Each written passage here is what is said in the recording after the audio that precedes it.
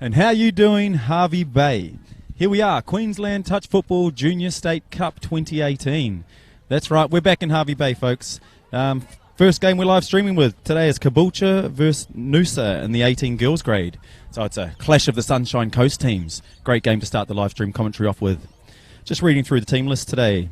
We have Taker Delaney for Caboolture, Amity Green, Tiana Hemeister, Kayla Henchman, Shayna Larkin, Caitlin Lawrence, Charlotte Lowry, Lauren Meredith, Natalie Ross. Oh, two sisters up in here. Kiara Skelton and Tamika Skelton, the Skelton sisters, and Melanie Wilkes. For Noosa, we have Kaylin Anderson, Tanae Iyer, Tiani Green. Unfortunately, her sister, Monique Green, is out with an injury. Ariel Kinchington, Holly Radge, Givany Robinson, Monique Robinson, couple of sisters in there as well. Danielle Seeley, unfortunately, is missing this game due to injury as well. Then we have, there's more sisters, a lot of sisters lining up in this Noosa team. We have Jamaica Temuana and Tyler Temuana, Keely Walsh, and to round out, Ashley Wark. We're really looking forward to this game today. It's got beautiful weather here in Harvey Bay. There has been a little bit of light rain over the last couple of days, which has softened the fields up. But we're looking forward to some good touch footy. Joining me in the commentary box today, we do have a man that's well known in the touch football world, Adam Pride. How are we doing, Adam? Fantastic, Tristan. How are you? Good, mate. Nice to have you here. Bit of gravel in the voice there. Probably celebrating the Queensland win last night. Yeah. No, I've had a bit of sore throat all week, so trying to do my best Darren Lockyer impression, so we'll see how we go. Wonderful, wonderful.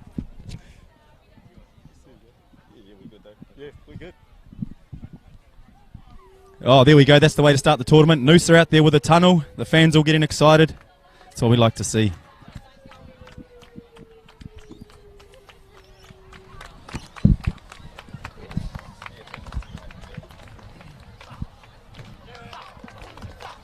As you'll see, the assistant coach Jack there in the sub box. He's not feeling too well today. He celebrated the Queensland win last night too.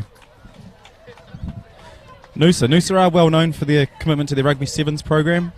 And apparently they're really good dancers as well. So we are looking forward to seeing a little bit of dancing from these ladies. Hopefully some try celebrations.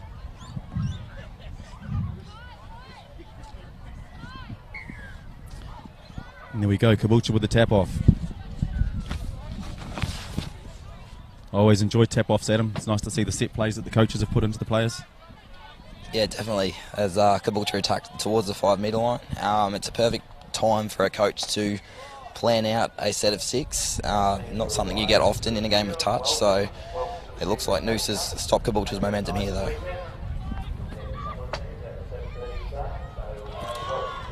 Beautiful, great start there.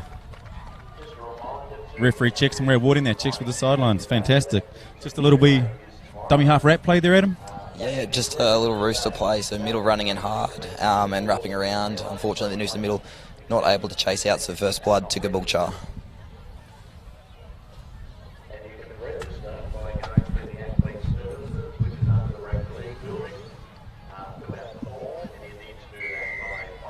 And there we go. Tiana tapping off. Noosa with their chance to strike back. Ooh, unfortunately, error there in the ruck to start. First set of attack. Might be a little bit of nerves there, I think.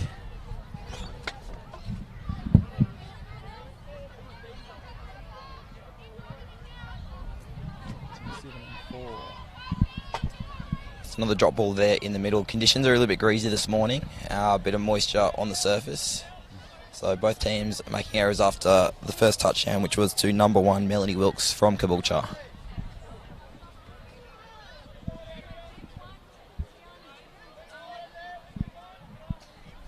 Noosa with their first chance attacking the line here. Let's see what they can produce. Pretty solid defence there by Caboolture, just defending that short side raid. Let's see how Caboolture get out of their own half here. Probably one of my favourite parts of the game here, Adam, trying to move the ball through the field from one touchdown into the other. Not being a great attacker, I enjoy the rucking. What do you reckon? It's a very underrated part of touch. A lot of coaches probably overlook the midfield in particular. So, particularly as you get to higher level, a lot of coaches recognise that to progress, you need to do this part of the field well because it is majority of the time. So, love seeing the different patterns that the different coaches show here. So a lot of teams, trend in the game at the moment is to go to the sub box a lot. So there's a few variations off that. A lot of the teams, as we see Noosa, Now they're trying to go a more direct set through the middle, but currently getting stifled by some good shooting defence by Caboolture. You do see a lot of the more experienced teams running this 1-3-5 or blitz defence, setting up multiple defenders to try and catch the opposition out with their rucking. And it's worked very effectively at the turnover being just over halfway.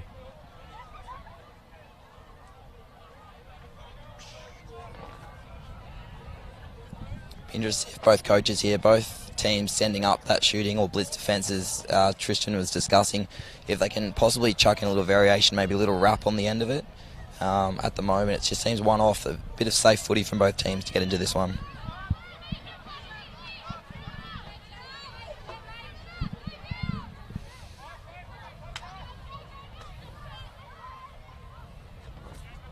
And caught dummy half there. Number 6, Tamika Skelton, seems to be a bit of an organiser in this team. She is one of the Skelton sisters.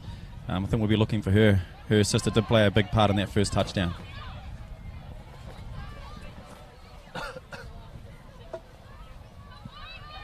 And she's gone. Just like Adam said earlier, sometimes that rush defence, there are holes in behind the defence, and on that chant, that opportunity was taken there.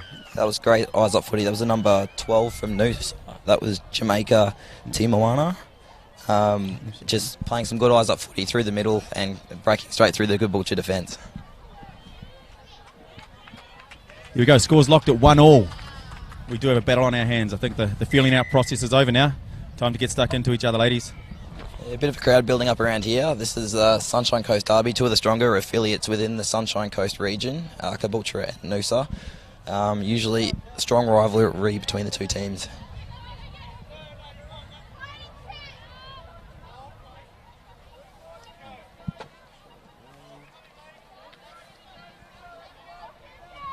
Charlotte Lowry with the ball there.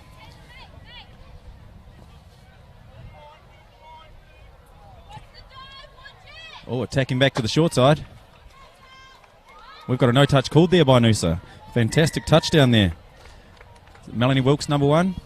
Yeah, Melanie in for her second try, organising there with the number 5. Charlotte Lowry, just a static play on the middle. Middle competing too far infield, and Charlotte too quick to get down and low to the short side. So Caboolture strike back. Score is now 2-1.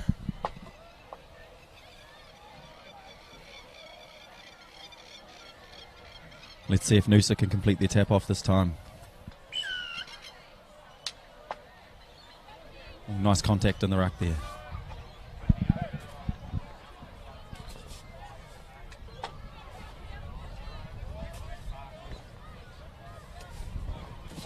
Good to see the Link trying to compete there on defence, and Noosa taking advantage and popping out there, Adam. Yeah, good point. A lot of teams will, particularly in this kind of age group, will try and get their links up to help their middles out, which try and keeps a bit of stronger defensive shape. As Noosa attack with a little rooster pop, well diffused by the Caboolture link again. So to try and negate that, what Noosa will try and do is a little dump split out to try and catch that link in being too close. But so far, Caboolture seem quite strong with those tests so far. Oh, and just a handling error there, rucking through the midfield, put Noosa into good field position. They will get a couple of touches on the touchdown line. See what Noosa can come up with this set of 6. They seem to be trying to set that rooster play, so middle dumping for a link with a little wrap around. Looks like we might be getting some fresh legs here to this sub box.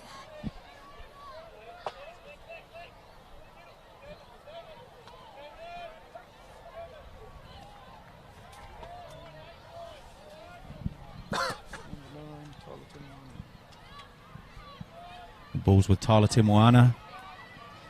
Beautiful pass right to left. Here we go. Touchdown there to Keely Walsh in the corner. Nice right to left pass. You will find in the junior touch football there are a lot of touchdowns scored in that left-hand corner due to most people being primary right to left passes. Yeah, Noosa just took a little bit of advantage of a bit of space there. It was not the best set of 6 that they organised. They kind of killed a couple of touches, had fresh subs coming on, but good eyes up footy to find space in the corner. And as Tristan said, with a dominant right-hand pass, great finish by the winger in the corner.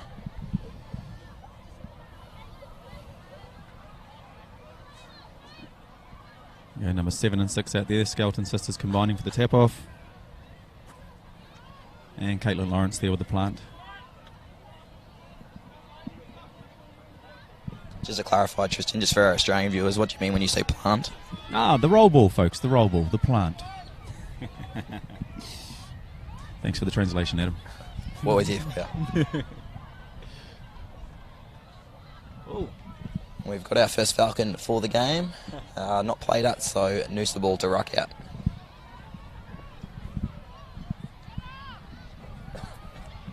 Nice little clap there before the catch. What about you, Adam? You like to clap before you catch?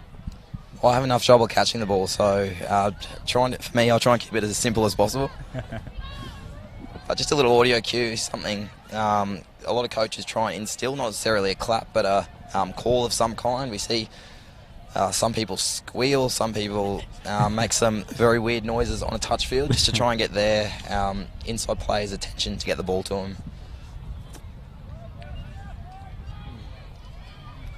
So the number 5, Charlotte Lowry, looking most dangerous here. Yeah, she's very involved in the attack. This is her end of the field. There you go, 5 and 1 combining again.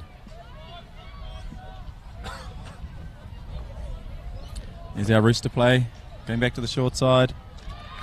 Beautiful touchdown by the winger, given all clear by the umpire there. Happy with the pass, great touchdown. Great finish. So the Noosa short side defence just in a little bit too close there. The 14 just couldn't quite get out quickly enough. And good eyes up from the person who threw that pass, which I've missed the number now. But great right to left pass to finish in the corner. That's Wilkes again. Yep, Melanie Wilkes putting another one on. Right to left pass, left-hand corner. Great touchdown there by number 4, Amity Green.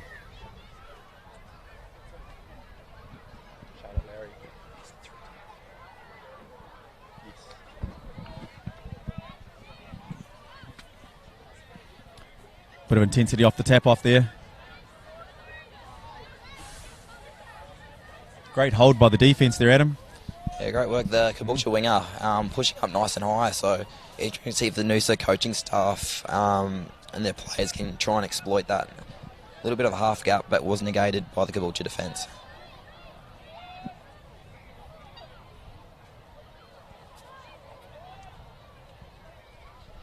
See what they can do last touch. Referee said that was gone, but ball to ground. No, he's coming back for a touch and pass now. So Caboolture, a fresh set of 6 coming off their line. That's one of the pleasing things. Once you score a touchdown as a coach, Tristan, you can reflect on that, being able to defend it. Yeah, definitely. Definitely. And we work hard. We try to reward ourselves for great defence on the touchdown line with an exceptional set of rucking, leave the ball down the other end of the field. And unfortunately, as I talk about it, there's been an error there in the ruck, putting Noosa back into pole position. It's all... There we go. Referees don't enjoy that sort of 5-to-5 running. Poor guy. Had to just push 8 metres one way, ball goes down, pushing 8 metres back the other way. Referees are working really hard out there. Yeah, for those that aren't aware with the touch football refereeing system, we usually have 3 referees. Most of the games you'll see in the live stream, there'll be 3 refs, so they use the buddy system where all 3 are on and interchanging through different stages. That's the number 1, Melanie Wilkes again. Let's see what she can set up on this play. She seems, her along with Charlotte Lowry seem to be the organisers in this Caboolture attack. Saw a player go down, thought she could take advantage there. I don't blame her. 5th touch. What's our option on the run here? So Caboolture just killing it in the corner there, just trying to cement some field position. See if Noosa can get out of trouble here. Caboolture give away a penalty for a hard touch. So what's the benefit of killing the ball on that far side, Adam, away from the sub-box? So most teams, as I mentioned earlier, trend in the game is to come to the sub-box as much as possible. So killing it as far away from your opponent's sub-box just makes it that bit harder to get to. I'm a bit torn. I know with teams that I'm involved with, if you've got a chance to attack the line, giving away a free touch on the last sometimes is an easier way out, because a lot of teams, you know, for some reason whatnot, fall asleep last touch. But particularly if you're winning, and as Caboolture are cementing that field position, they manage to get an error as they just give it straight back to Noosa. Yeah, I agree. And we see a lot of touchdowns scored on the 5th and final play as the defence clock off. So I'm with you, man. We attack when we have a chance to.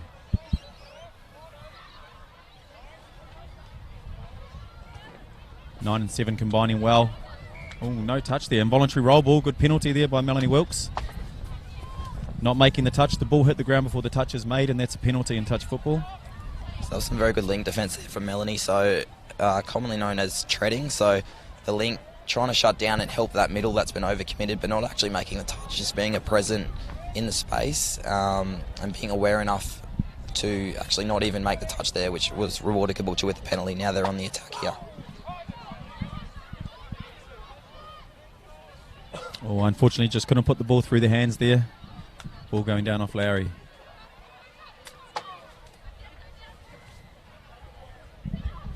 And Noosa are a bit isolated here, not much momentum, no half.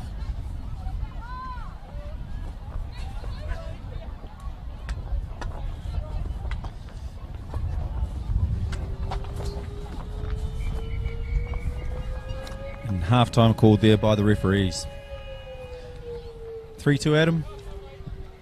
Yeah, 3-2. So Caboolture with the upper hand at the moment. They just seem to be a little bit more organised on the line.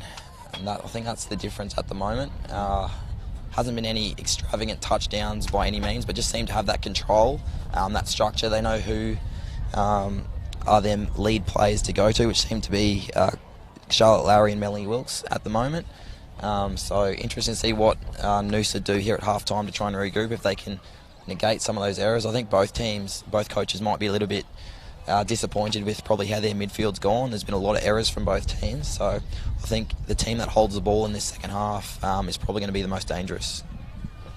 Yeah, I'd agree, Adam. And just looking across both teams, it seems Noosa have come into the event with 11 players and Caboolture running 12. So Noosa do have a couple of injuries. It's going to be a long tournament for them running these 3 days with their 11 players, with teams allowed to have 14 players on the field and 16 registered in their team. Gets quite tough, doesn't it? It does, especially as the tournament wears on. Like, you might not see too much of an issue in this game, but the more you progress, 1 or 2 more injuries, and really restricts the coach's options with what rotations he or she can run.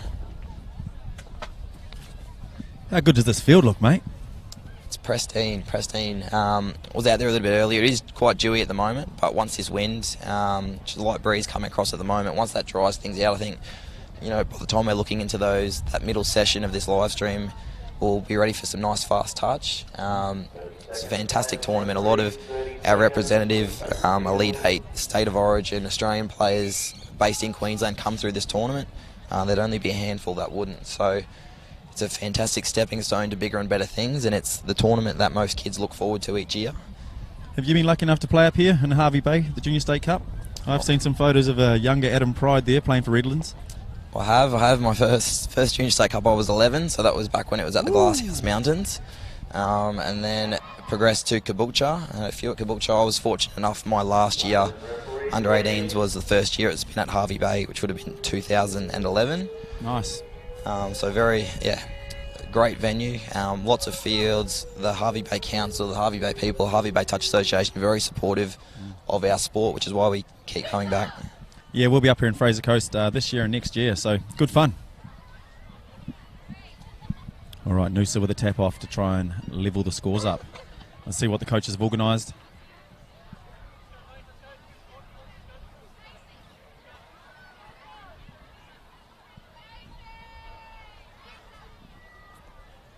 The referees have had a chance to have a water and have a chat as well. First game of the tournament for these guys as well.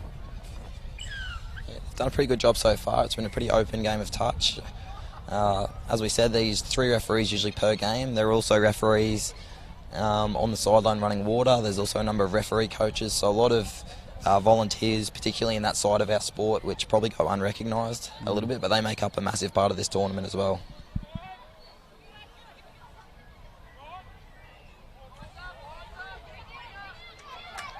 Has a nice low dive, and I think the referee's pointing to the spot. Kaylin Anderson getting in there. Yeah, it's a great finish there by Noosa. A little sweeper play touch before. They had enough nous to get some phase play. The Caboolture link was in nice and tight, and obviously she made the touch on the middle, pushed out nice and quickly. But great ability there to get under the middle, who was just a bit slow to cover. So scores 3-3. We've got a game on here, Tristan. And even from the tap-off, they made extra metres by the link working really hard at him. So I think Caboolture probably have to sort of check their link defence a little bit, get the winger involved to help them out in that space. You see some really good wingers at the top level that have worked hard on helping their links out if their links like to work hard, so we might see some more touchdowns through that space. Melanie Wilkes straight back in there. There we go. There's that link wing space again.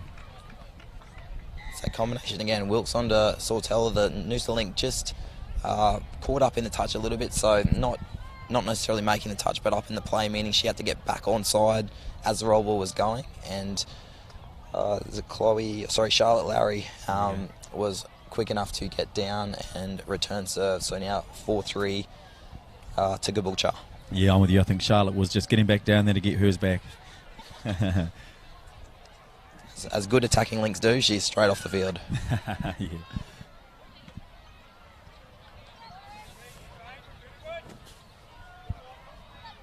There we go. There's that same space with that link coming up again. Oh, unfortunately, a bit of a looked like a forward pass there. Indeed. Yeah, poor execution on the end of it, but definitely looks like an opportunity for Noosa. Caboolture really, particularly on a tap, compressed their defence. They stagger their shooting, so if you can get in behind one of those shooters, there's a lot of space on the outside. Be interesting to see if the Noosa coaching staff can look to exploit that in the second half. We've got a sniper in the middle of the field. Oh, she's boom. back up. Tanae going down there.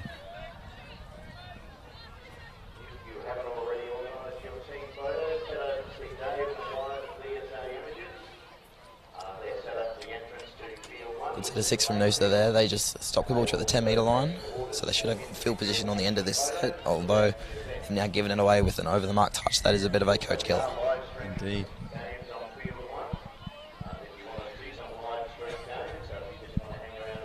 All right, Caboolture in prime position here. What's your thoughts on that one, Tristan? You know, I think it's tough getting players to roll the ball for... You know, it's... there we go. There's a little bit of trouble in the ruck there, I think, for Caboolture. There we go. And sometimes it's the plant at them. You know, the ball is a bit big for the young ladies, little hands, and they've just got to work hard on ensuring that ball doesn't move. Definitely. I know a lot of probably senior players or coaches would ask the question in that case, should it be either ball down or a penalty? Great defence by the Noosa number 9 in the middle there. That was Tyler Timawana. Pressed up off the line, negated that Rooster play.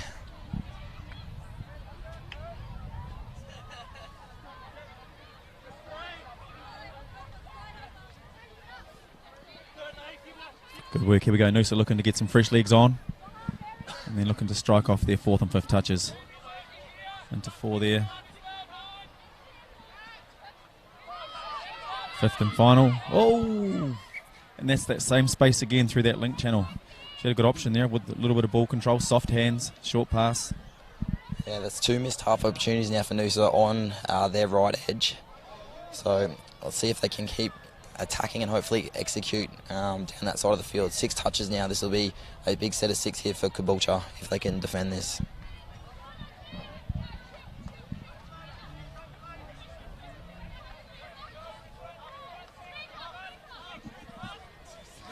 So number 6 called offside. Good listening. Good communication from the referee. Jamaica Timuana on a Rooster. And out of half. Just planting the ball a little bit close to the touchdown line there. Yeah, just a little bit rushed. I would like to see, I think it was the number 12 that came in off the up there from Noosa, Jamaica. Would like to see her go at the line a little bit more on the Rooster. She just ran in facing sideways, which allowed Caboolture didn't even really need to shut down. They were able to release the defence, which means there was no overlap. So I'd like to see her look at the line, actually look to score. We haven't seen a dive attempt from Noosa. Wilkes to Lowry. Wilkes to Lowry. Here we go down the sideline. These two play well together. I've got a feeling they probably play in other places. Probably play at their local affiliate. They seem to have a little bit of a combination.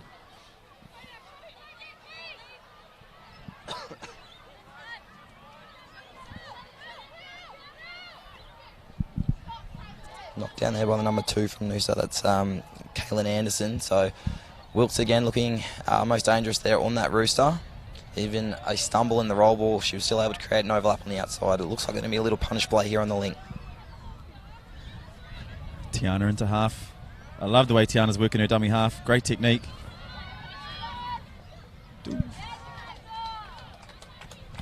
Good defence by Noosa. Lots of space here for Caboolture to the left.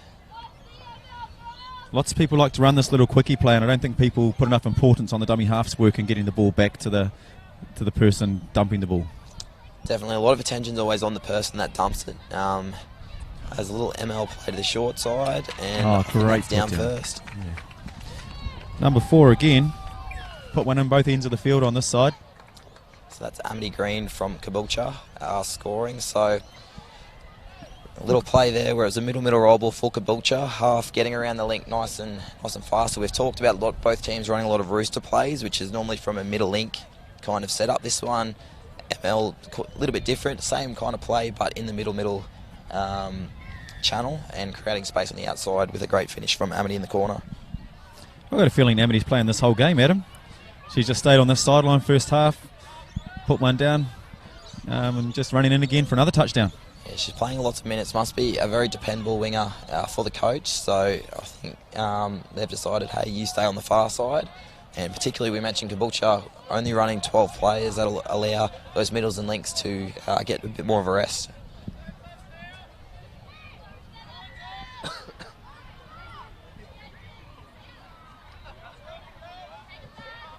Tiana Green with the ball. Let's see what she can set up. Count us 4, 2 touches to go. Tyler Timwana on the plant. And unfortunately, the execution of the right to left pass just not strong enough in that instance. So Noosa trying to run similar play to how Caboolture just scored that little ML setup. Unfortunately, they got the wrong middle, so they're actually running into numbers there. And as Tristan said, ball to ground, poor execution. As Caboolture make a mistake coming out, Noosa with another chance. I think either team could take this one. Pride, there we go. A lot of drop balls. Teams definitely getting enough opportunity in the attack zone. Yeah, it's lots of areas. This is where I know as a coach I'd be challenging my team. If you can win the midfield here and try and create, get a bit of momentum, a bit of space, I can see a team putting 1 or 2 or 3 on quite quickly here.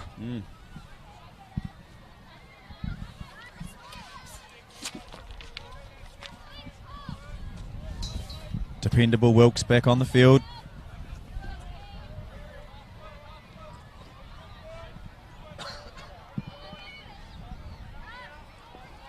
Let's see what we can set up here. Nellie Ross with the play ball. And a little flick pass there. Ran straight across the face of her link. Looked to me like the winger was running on their man, unfortunately, and she just didn't have space to put the ball into. Yeah, Caboolture trying to set up a sweeper play there. Unfortunately, they probably had a bit too much room on this right side. Good awareness from Wilkes to attack the left, but she probably needed running a little bit straighter there. Aerial into half. Little pop there.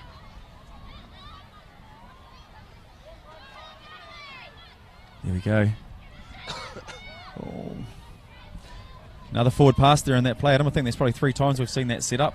So they definitely have the opportunity on that right-hand side of the field. They're just not executing that final pass. Yeah, there's definitely lots of space there. The Caboolture seem to be compressing in, particularly from that side of the field. So I wouldn't be going away from it if I was the Noosa coaching staff or players, but just maybe a little step deeper, just to give yourself a little bit more time on that pass for that execution.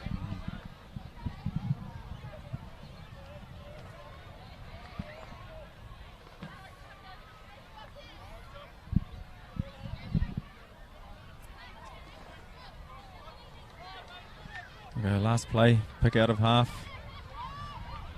Found the space. Beautiful ball finish.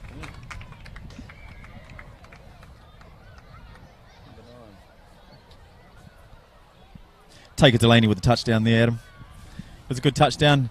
Dummy half had a look. There wasn't too much happening, and she just sort of showed the ball in 2 hands, looking both ways, and busted through the hole.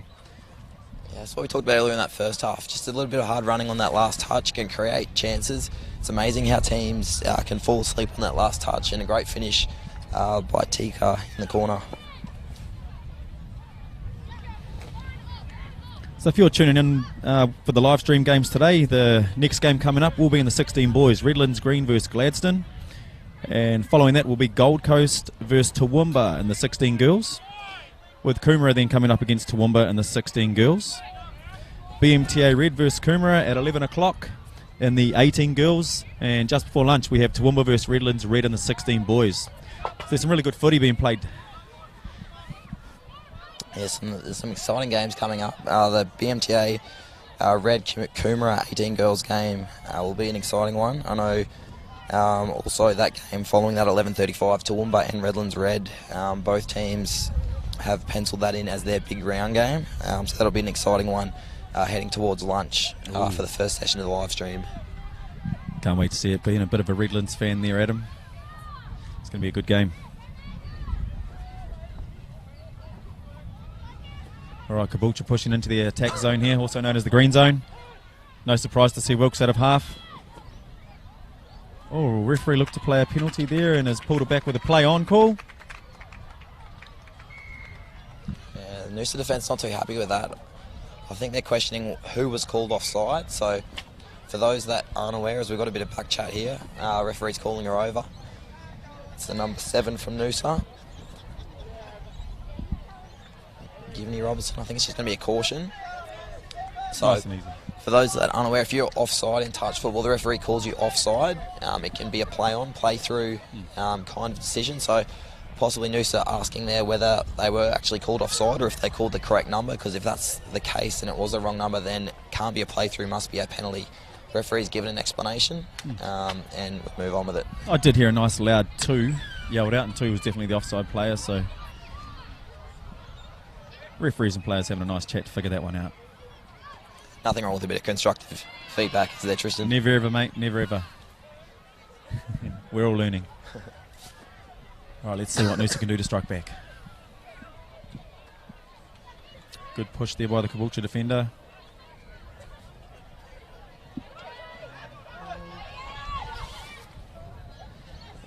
With the Temoana sisters combining there, so we have Jamaica with the ball, passing to her sister Tyler.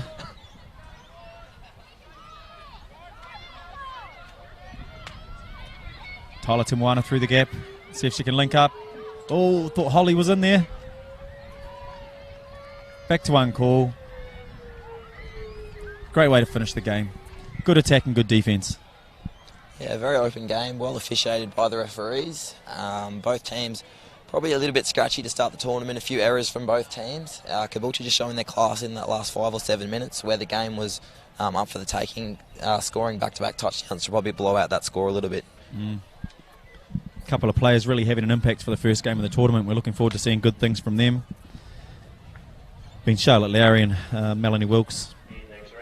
Yeah, they were definitely the standouts for Caboolture. I know our opponents coming up against them later on will probably be looking to negate some of their plays. Quite good on a static play and also off that rooster. All right, don't go anywhere. We have Redlands Green up against Gladstone next in the 16 boys.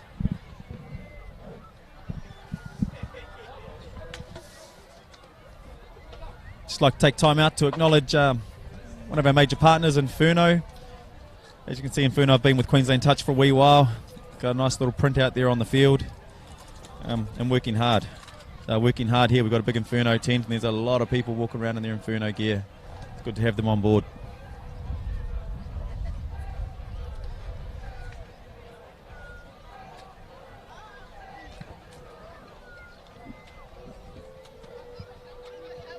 So this year's Junior State Cup event, we have 233 teams.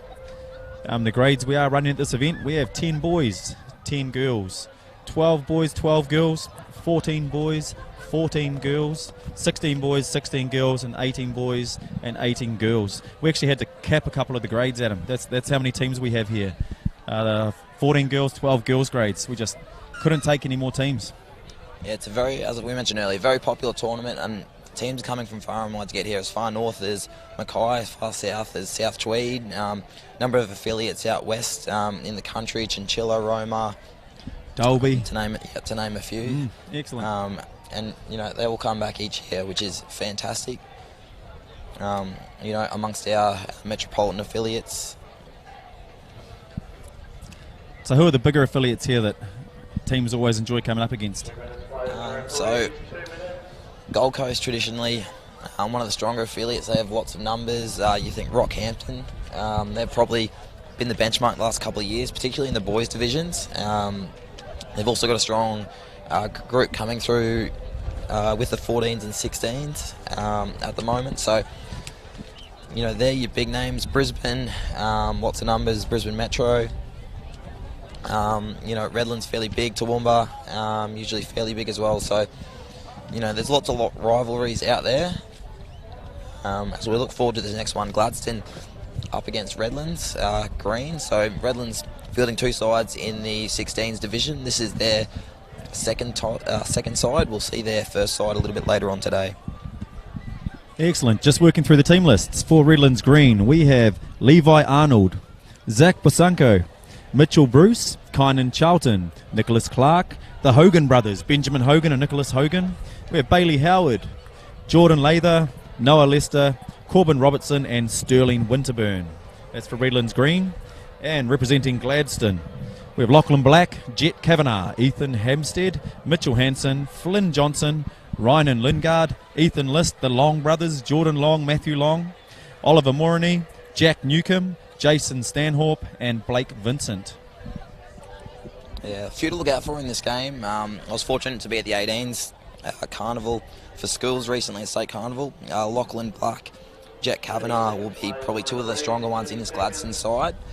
You know, Lachlan quite tall, likes to get off a rooster play or a static play as well. I expect a lot of the attack will come around him.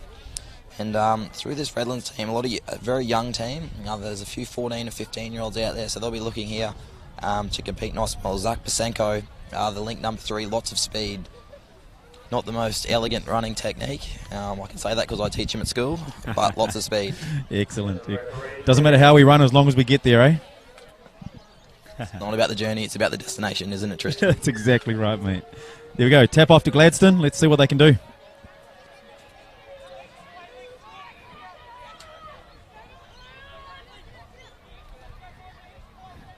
Nice little switch in there. And with the sweep around the back.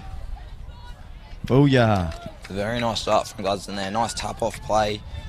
Some of those suspects we talked about, Lachlan Black, Jack Kavanagh, very heavily involved. They ran forward, nice expansive play, bent the Redlands middles out of shape and ended up doing a little short side, sweep up and creating space on this right edge. Touchdown awarded there by Danielle Nunn, one of our great referees from the SQBD region. And we see the ball down. Mistake from Redlands here. Very positive start from the Gladstone boys. They're looking very strong. Yeah, you can see the intensity straight away. Out of the box at speed, into the box at speed. There's been a lot of work here done on their rucking pattern as well. Some high fives there from the coach in the box. He's happy with the start. Yeah, so he should be. I don't think you could ask for a better start. Scoring off your tap play. Mistake, second touch from the opposition. Working a nice subset, repeat set. Now they've got 6 more touches on the line. A little quickie step back. Great way to start the game there, Adam. Gladstone on fire here. The Bayside boys need to start to get in the grind. So that was number 2, Matthew Long, with a little step back and finished by the other middle for a touchdown for Gladstone, 2-zip. Just picking up on the Bayside boys there, mate. What's that? Is that a little home term for the boys? Oh yeah, Redlands, Moreton Bay. Geographically, that's where they're located. So Bayside boys, muddies, mud crabs. You'll hear all the terminology. I can't wait. I can't wait. Bayside boys need to work on their handling at the moment. Off the tap-offs, they've had 2 opportunities to get into an attacking zone. Gladstone straight back hot on the attack.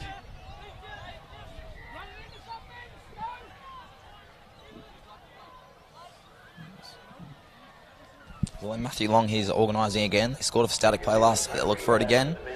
Oh, well done. Oh. So, little ninja play. They scored last time off the quickie step back. So, probably Redlands looking for that. The middle competing with Matthew to the short side. Dummy half dummying to him and space opening back up on the inside. Very strong looking Gladstone team here, Tristan. It's a great little against the grain play. You know, these teams out here will have defensive policies they've worked hard and long on, and Gladstone just conditioning the defenders there with a little quickie play, nice little lock-ins, then coming back for the follow play, which goes against the defence policy. So, well done. There's been some really good coaching, a lot of time put into this team.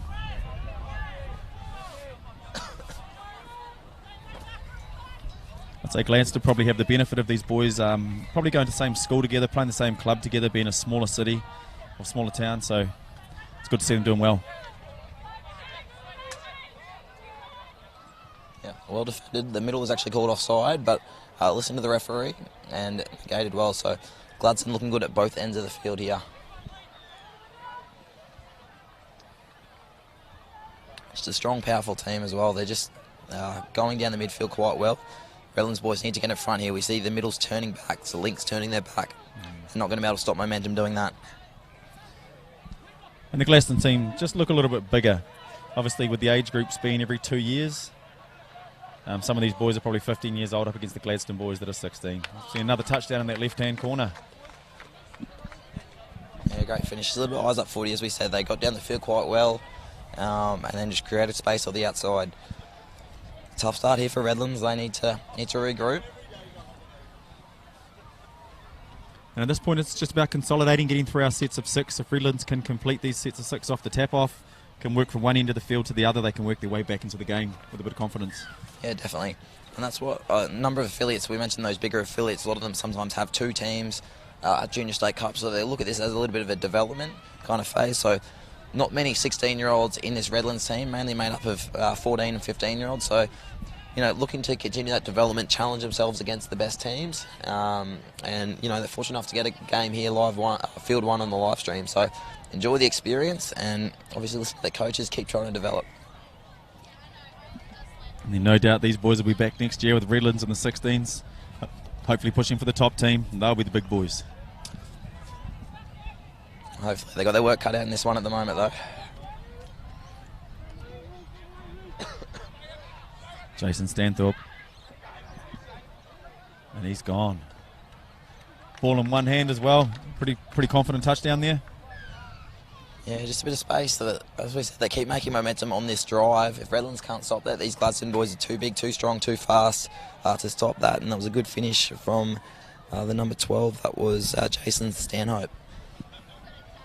And a little flick back to halfway. Have you ever been one to flick the ball back to halfway like that, Adam? I can't say I have, Tristan. One of the teams I play in, we joke that you should actually get that touchdown taken off you if you flick it back to halfway. But definitely does seem to be a bit of a trend in the game, following good old friend of yours, Jermaine Dayberg. Yeah, he's scored enough touchdowns to deserve the right to do that, though. Yes, very, very true.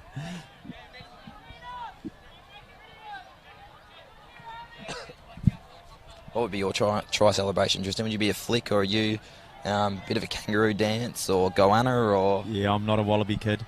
I'm more of a stand up and give the ball back, and relief that I actually got the ball down on the ground, and I'll have a sub and let everyone else defend it for me. As good attackers always do. Yeah.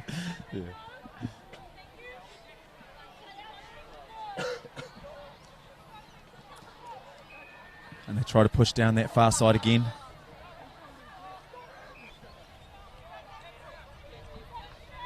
Noah Lester making the touch there. He's working hard through the middle. Oh, ball just going to ground. Winger couldn't jump high enough to catch that one. They saw an opportunity. There was a bit of space over there. Let's see if Redlands can drive off their line nice and hard.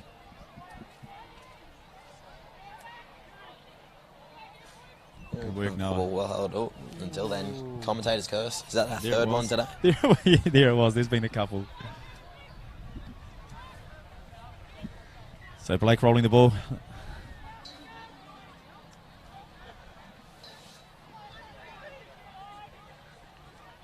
Looking to play away.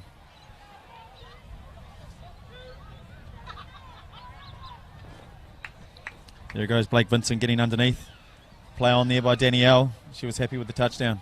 Yeah, nice patience. So for those that aren't familiar with the defensive rules, in particular with touch, once you're inside that 5 metre line, you must move forward. And then in that case, little static middle play.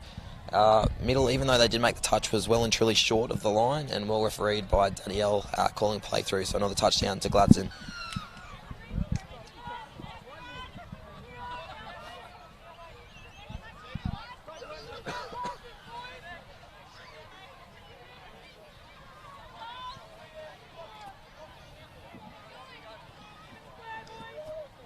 You can see the difference between the two teams at the moment. Redlands very static on their play, so no one's running onto the ball.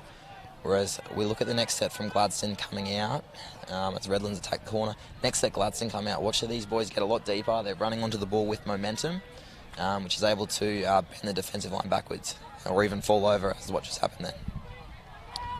Yeah, and Redlands don't seem to be contesting the ruck, Adam. So you find as these boys start to push from 16s through to 18s, we get a little bit more physical in the touch. We are allowed to make reasonable contact in this game and get a little bit in front. And I think the Gladstone boys are doing that to Redlands, but Redlands are tending to touch with one arm on the shoulder, trying to get onside first and sort of letting Gladstone just roll on down the field. Yeah, very good call. A lot of emphasis, particularly from the higher level kind of teams, which obviously filters down to our juniors, on body position. A lot of coaches call it the one percenters.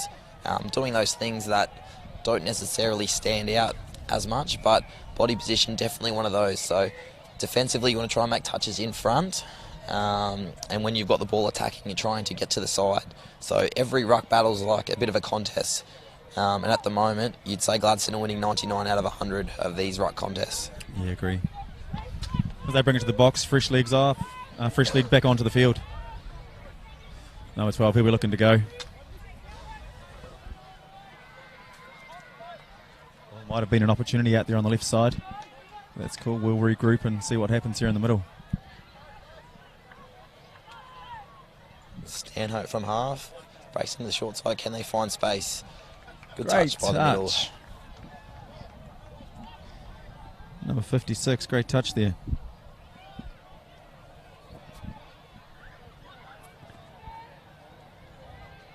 Here we go, boys. Push.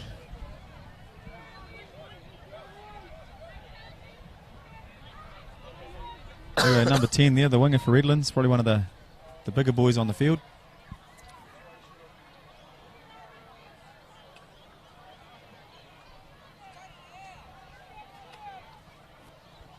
That's what we like to see, a nice direct drive there, getting them back into good field position.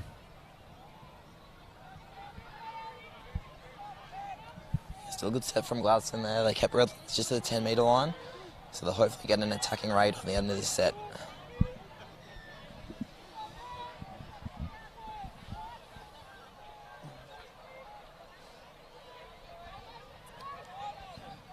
Stanhope there. Gladstone just rolling down the field there. Nice little middle dump. Dummy half going through and Stanhope putting the ball down. He's enjoying himself here today, Adam. Yeah, definitely. Gladstone obviously with lots of momentum here at the moment, so lots of high fives. It's a very, very, very happy sub box. I think the Redlands boys are really looking for that halftime hooter.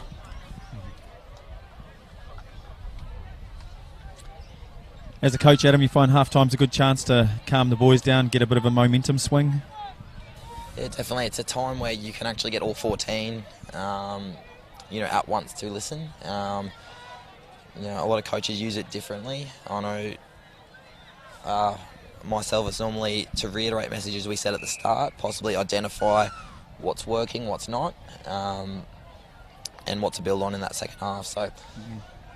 Gladstone here, I think they'll be very happy with their first half, so they'll be looking to obviously keep building on what they're doing. They might have some particular plays they might be saving for a finals type game. This might be a good opportunity, to have a go at them, particularly with what kind of defence Redlands is giving. They're not kind of putting too much pressure on the Gladstone attack, so perfect opportunity game like this to try things. As Gladstone more space down the side as the number 3, Flynn Johnson, passes back on the inside to the 11, and that was Lockie Black in for a nice touchdown. Yeah, great eyes up footy there. It's nice being creative. You find a lot of the junior grades, kids are taught to use their momentum, use their patterns to get from one end of the field to the other, and they don't get given the creativity to be able to try those kind of plays. So it's nice to see eyes up footy. The boys seeing a hole in front of them and running through it pretty much. Yeah, very good. Good finish from Lachlan. One of these good young players coming through. He actually missed out on the Capricornia under-18s team, but had the opportunity to go away with the Presidents team, which is an under-18 state championships with the schools team. Presidents makes up shadows for a number of regions, so he was one of the strong players in that team, and I suspect he'd be pushing for Capricornia and Central Queensland Bulls teams for 16s and 18s the next year or two. Excellent. Keep your eyes open. Just had an off-the-mark play there by Redlands. So Gladstone once again being able to keep Redlands off their touchdown line.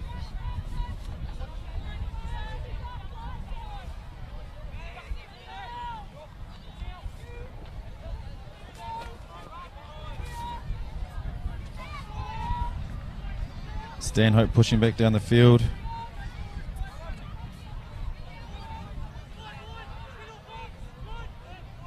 Number 8's gone through. Beautiful pass. Beautiful pass out to the winger there for a touchdown. Yeah, that was Mitchell Hansen breaking through from half. Just space between the middles, running at the space, making the defenders make the decision. And unfortunately for Redlands, they made the wrong one. And Gladstone, nice finish in the corner. So ideally in those situations, Adam, what would you like to see from the defence? Probably depends on what kind of coaching, what defensive structure the coach has implemented. So some teams might try and do a man-on kind of defence where the middle will chase. Other teams, probably more of a shutdown kind of scenario. So that's where they'll actually get their open side in and leave that winger open as the only option. Unfortunately, their Redlands looked like they were caught in between. They looked like they had the outside guys shutting in or not quite manning up, and those middles just too loose. And especially with the foot speed problem, I'd probably like to see the Redlands defenders a little bit tighter.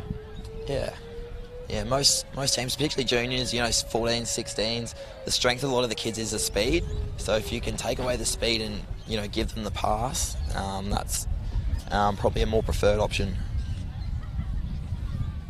And we go into half-time with Gladstone definitely in control of this game. Looks like everyone, the referee's doing quite well out there as well. Yeah, it's a nice open game. Both side boxes seem quite relaxed. Gladstone obviously much happier than Redlands at the moment. You got your coach's hat on here, Tristan. You're the Gladstone coach. What are you saying to the boys at half-time? I'll be talking to the boys just like you said. We've got a long tournament to go. We don't want to get into horsey races. So what I'm referring to when I say horsey races is we start to run in a couple of long sort of 40-metre touchdowns and the boys start to use a lot of energy to do that. I'd like to see them just put a little bit of process back through the midfield, get to the attacking end of the field and practice a couple of plays, like you said, that we may be using later on. At the moment, there's probably not too many people watching this Gladstone team. But once the scores start to line up and the ladder starts to line up, people start to take a little bit more interest working through day 2 and especially into day 3. So if you're going to try something, now's probably the time to try it. But saying that, they are on camera. Yeah, very true. So coaches might be doing a bit of research. Gladstone probably, unfortunately, with their location too, they end up losing or probably miss a little bit of limelight being so close to Rockhampton. I know a lot of players coming through Gladstone actually end up at Rockhampton just because how strong that association is. And saying that, a lot of good players coming out of the Gladstone region, Justin Cridlin, probably a recent one to name. He made his Australian Open mixed debut this year. He's been a part of the successful Cowboys Elite 8 side. He's not bad, that guy. Yeah, no, he goes very well. It's also selected in the Queensland men's team to play Origin later this year. So he's probably one of Gladstone's strongest from the last few years. And obviously someone like that coming through their system means they are doing good things in that region. Excellent. Well, we're talking about the elite program, Adam. I understand you've got an NRL Touch Premiership game to play this Sunday. Correct. So it's the final Queensland round game. The Gold Coast Titans up against the Brisbane Broncos. So the derby. Yeah, the local derby down the coast. So that'll be on Fox Sports probably the next few days afterwards. I don't think it's a live game, but it's very exciting. It's a pathway that didn't previously exist for our players, but now it's something where hey, these guys can actually see somewhere where they can progress to. It's televised, recognised NRL teams, and I know just talking to a few juniors around the place, it's something where hey, this is where I want to be in a few years. So it's a very exciting time for our sport. Yeah, the kids are excited. They're all talking about it. It's good fun. Oh, good little eyes up play there by little Hogan. Excellent. And he gets the offside call, so they get another shot at it. Yeah, Pete, so nice little sweeper play. Gladstone probably overcommitting on that sweeper play, opening up the short side. He identified that the winger was open, just unfortunately passed with a little bit late and didn't quite get there. But Redlands rewarded with a repeat set. Better start to this half. Excellent. There you go, just looking to run a little punish. Gonna go him again, splitting in. Good eyes for the line. He had his defender making the touch that was probably beaten, but that was a great save, a good little squeeze that we spoke about by the open side defence there, cleaning that one up. Nice play. Redlands looking to set up a bit of a static play here, so 89 running from half. Great nice ball. Long ball to the wing. No, hard luck there. Not everyone has that ability to throw that long ball in each team that we play in, Adam? No, definitely not. So a lot of people, different strengths, whether it be speed, whether it be the pass. We mentioned before that, particularly at this level, a lot of the strength of our juniors is the speed, particularly Redlands with a smaller team. So Gladstone, we mentioned before with shutdown defence, trying to leave that winger as the preferred option, and as proof for Gladstone there, Redlands couldn't get the pass there. The defender pulling back behind the line just got lucky there, just made the touch. Yeah, that was Jet Kavanagh looking at the line. Probably 50-50 call. Redlands getting away with that one.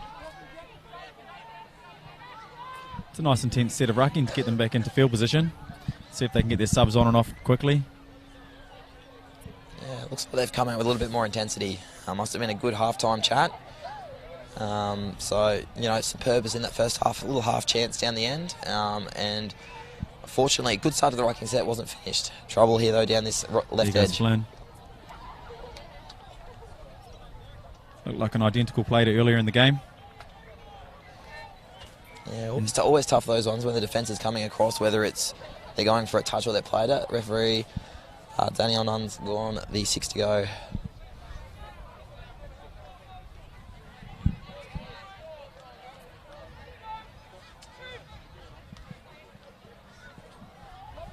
Yeah, a little bit of, could have been a hand, could have been either way. Daniel letting them just pick the ball up and play it there. Sweep up. And a penalty there for rolling back. So, unfortunately for the defence, we're not allowed to roll back into the line until the touch is imminent. Imminent's a word you not hear too often, but definitely in the touch football rulebook. So, about to be made, then they can all push back to the touchdown line. Gladstone get another set there. Great sweeper into a touchdown. Yeah, nice. That was Jack Newcomb who scored that. So, Gladstone just being a little bit patient. So, bringing the Redlands defence out, gaining a penalty. Redlands probably aware of not giving away repeats, so the middle's probably pushed up a little bit out of shape, and Jack good enough to get underneath with a nice classy finish.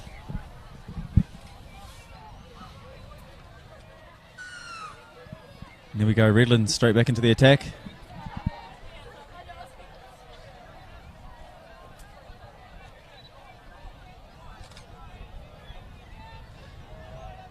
We go just looking to get themselves into an attacking zone. There's a bit of space between the Gladstone middles here. I'd like to see the Redlands boys, particularly their middles, run out nice and hard. See if they can open that up. At the moment, they're probably just a little bit too staticky on the line. 3, I think he thought that number 2 was offside there, but it actually hit the line and taken a step directly off it. You find it very dangerous to defend on the touch football line. People can dive under you. Some of the best divers in the game, scoring many, many touchdowns throughout their career from defence that just decide to stand on the line at them. Yeah, definitely. Big emphasis on defensive shape, getting those 1 or 2 steps off the line. Gladstone getting a penalty here. Ball actually rolled forward in the roll ball, but they said it was helped from the Redlands defender on the shoulder. So Gladstone repeat set. Let's see what the boys can do as they come to the sub box now.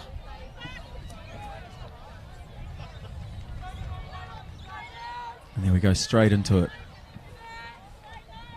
Yeah, look for the number 11, Lockie Black, to organise here.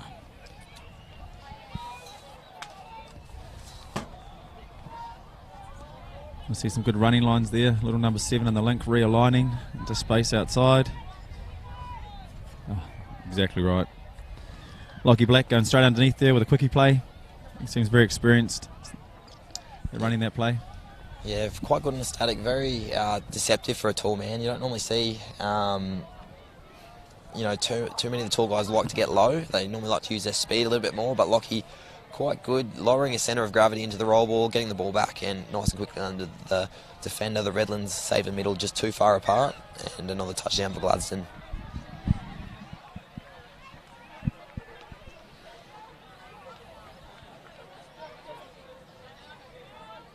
There you go, Nicholas and Benjamin, the 2 brothers combining here on the roll ball.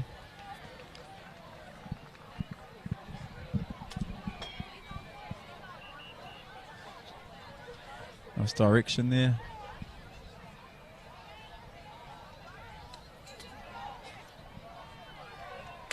Just hoping there, I think, Adam. The link got up and actually shut down what they were after, so they had to reset. Back to 1. Yeah, nice defence from Gladstone up until probably that moment there. That's it can be a bit of a coach killer. Hand in the touch, I think it was 5th touch, hand out there. Where, if you just kind of keep your shape, you get a 6th touch, you can get the ball back in ruck. But now they've got another set to defend the Gladstone boys. And ball down there. At least they're asking questions. That's something they weren't doing in the first half. So it was Hogan on the sweeper. A little bit of a step back. If from our angle, we've got quite a good view. There was actually space from the Gladstone middle was in nice and tight. Link was in nice and tight, but the wing is nice and loose. If Redlands could get a relay pass back, they might be able to create some space on that outside.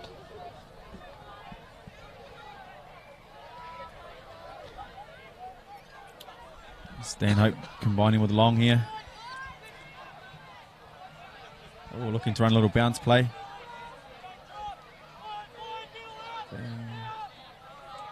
There we go, Stanhope and Long combining there.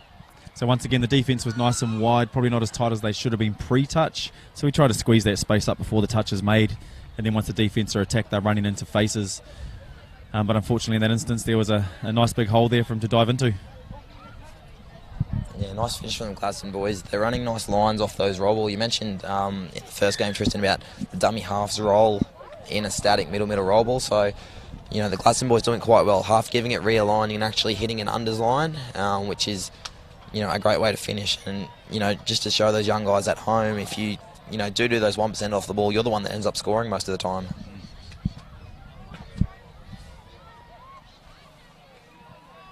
Let's see, here we go. Fresh shot at the line. Two brothers combining once again. And they can see the space quite well, Adam. I think it's just that little last bit of agility and speed and height to get them through those holes. Yeah, the right idea is there. They've got a good coach as well. So we mentioned Ben and Nick Hogan. His dad is actually the coach of the team, so he put his hand up and, volunteer that, tries very hard. He's put a lot of time into the boys. It can be hard coaching his second side at Junior State Cup, but he's done a great job with these boys. To firstly be able to field the team with numbers, but also, give these boys an opportunity. They're playing, a decent brand of touch, probably just lacking a little bit of speed, a little bit of agility, a little bit of experience, but they'll be all the better for it next year. Oh, not playing the ball square. So in the game of touch, we've got to play the ball square with our hips facing the sideline. A little turnover there. Just as Stanhope and Long were looking to combine again. Yeah, it's just about the first error I've seen from Gladstone. So you've coached at this event a few times as well, Adam? Yeah, a little bit. So I've been involved with the under 16s, under 18 boys divisions. This year I'm actually coaching the under 16 girls from Redlands. Fortunately, you won't see any of them on the live stream. We're on about field 37. But it's an awesome event to be involved with, obviously coming through as a player, and then, getting the opportunity to coach. When you coach, as you know yourself, being an elite coach, you coach good young kids that are keen, it makes your job quite easy. Yeah, definitely, really enjoyable. And I think coming back to coaching kids is where we learn to coach. It's one thing to facilitate a great group of touch players already, to become a successful team, but you come back and coach the 10s and 12s and work your way through. That's where the learning's really done.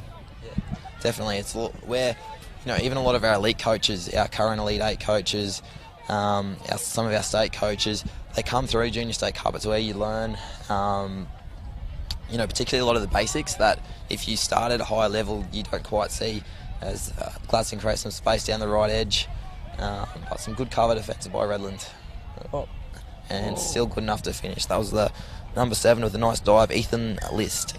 Yeah, he just broke away out of the sub box. He's done that a couple of times actually, subbing onto the field. He seems to inject himself out of the sub box. Lots of energy, lots of enthusiasm, and he got rewarded on that circumstance.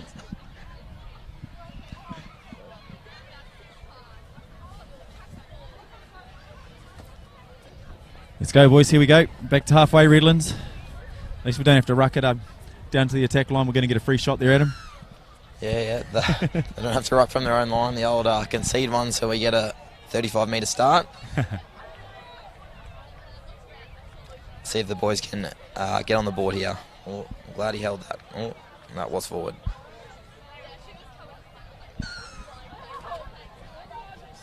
accomplish that 7 again. That's what coaches like to see a lot. It's all good to go out there and score a touchdown, but to make sure you defend it, make sure you make it count. And that was Ethan List again, pushing up, nice high link, forcing the error, forward pass. Now look at him on the drive now. It's been a great set from Ethan. Yeah, I like his energy. A little bit of footwork in there. He seems to have a bit of fun. On the sweeper play again. It's the first play they ran off the tap-off. Classy finish. So nice drive.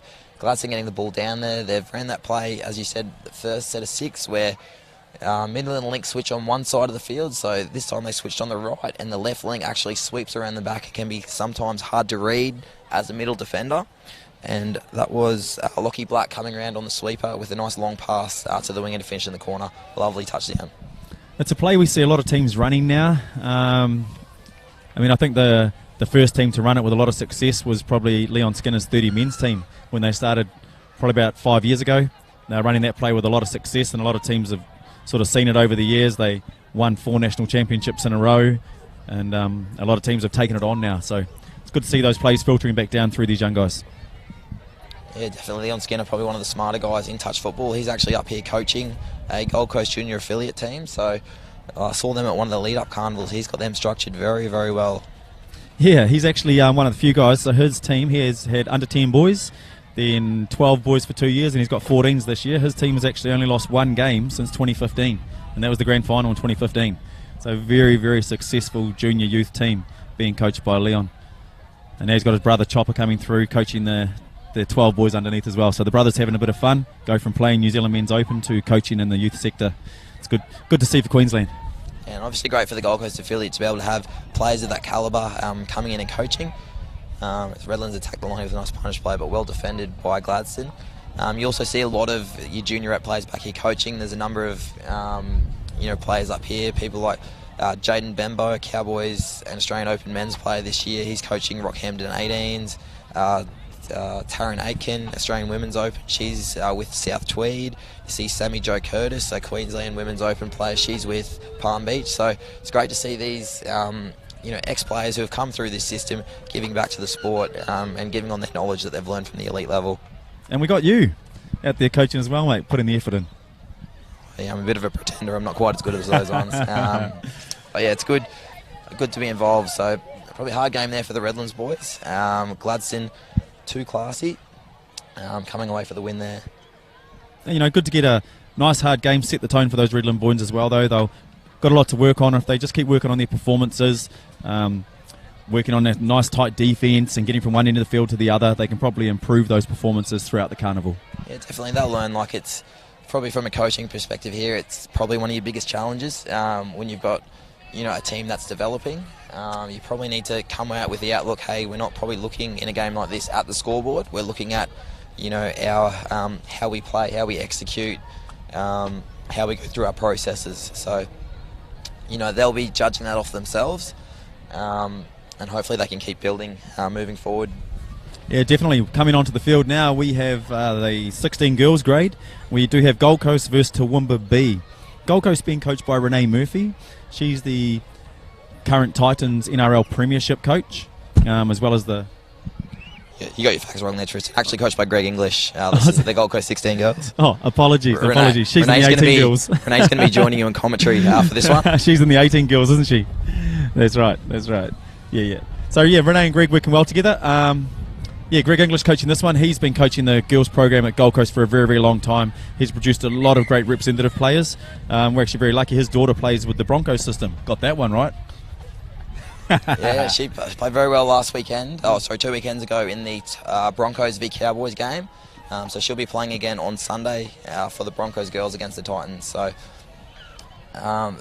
two very strong affiliates here. Toowoomba fielding 2 teams. So you'll see their A team directly after this on field 1 against Coomera, which will also be a very strong game there in that other division. The other pool, along with probably Redlands and a few others, will be the leaders in that. Yeah, correct. And in this pool, probably looking at teams, the Gold Coast, Rockhampton, Brisbane Red. They're probably the 3 favourites to go for 2 spots. The 16 girls division has 2 pools of 10, where every team's playing each other once, with only 2 teams progressing. So it's all of these round games are very important, even for and against. Toowoomba, also very strong, being able to field 2 teams in this division. So be interesting. Second game for the girls, so they played the lovely 7:30 a.m. time slot to start. So they'll be easing into their second game here. So Gold Coast, 16 girls. They've got 2 very successful athletes out there. Shani, she plays in the Titans women's program, and Francesca McDonald. So Francesca, phenomenal athlete, athletics, runner. Yeah, she gets around the country with her school sport, doing very, very well. So a couple of stars to watch out for there. We'll see how we go. All right, reading through the team lists. So for Gold Coast, we have Yelena Beetham, Campbell Caitlin, Grace Curtin, Charlotte Graham, Ali Graham, a couple of sisters in there, Tegan Haig, Nikita Holloway Samuels, Felicity Kane, Francesca McDonald, Keisha Pickering, Billy Lee Sawley, Ali Sheldon, Siani Stowers, and Shani Valila. And then for Toowoomba, we have Amy Brennan, Taylor Cordwell, Ella Clues, sorry if I got that wrong, Ella Darlington, Cameron Dunneman, Bridie Emerton, Sophie Han, Christina Jones, Cody Whitehouse, Ruby McCosker, Natasha Sale, Ayla Saunders, and Amelia Waters. So yeah, Toowoomba have a very successful women's program leading right through to their Swans girls teams. There's been some very successful Toowoomba teams over the last few years, so I look forward to see what they come up with, and we get to see the 2 Toowoomba teams 2 games in a row, so we'll see if they run the same type of systems. Generally these teams, if you have 2 teams, they'll train together at them, which is good for the club as well. Yeah, definitely. It's a very strong program through Toowoomba. The girls, 16 girls last year, I think were in a quarter or a semi-final last year, so they'll be aiming to be somewhere similar, if not better, this year. A lot of these girls, as we said, with the Redlands Green team as well, so they'll be looking to push into that top 16s team next year, hopefully challenge the Gold Coast girls. Yeah, Gold Coast do have a few, as you mentioned, a few standouts, but definitely there are some holes in this team as well, so let's see if Toowoomba can find that as well as Gold Coast drop it off their tap. And they were looking to run that sweeper play that we just saw in the last Gladstone game as well. You could see them running a fake switch into what we call an F, and then they had Francesca set to come around the back, but I think we'll be looking for that one a little bit later on. Yeah, definitely. So Toowoomba over halfway here. Last touch. Well defended by Gold Coast down this short side.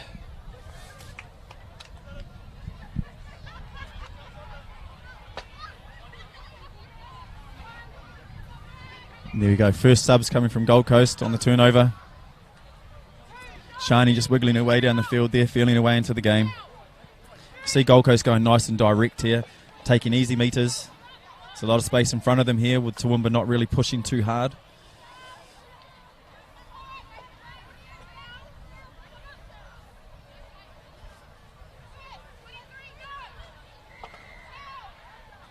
Oh, great little skip and jump there by Graham. With Charlotte Graham there.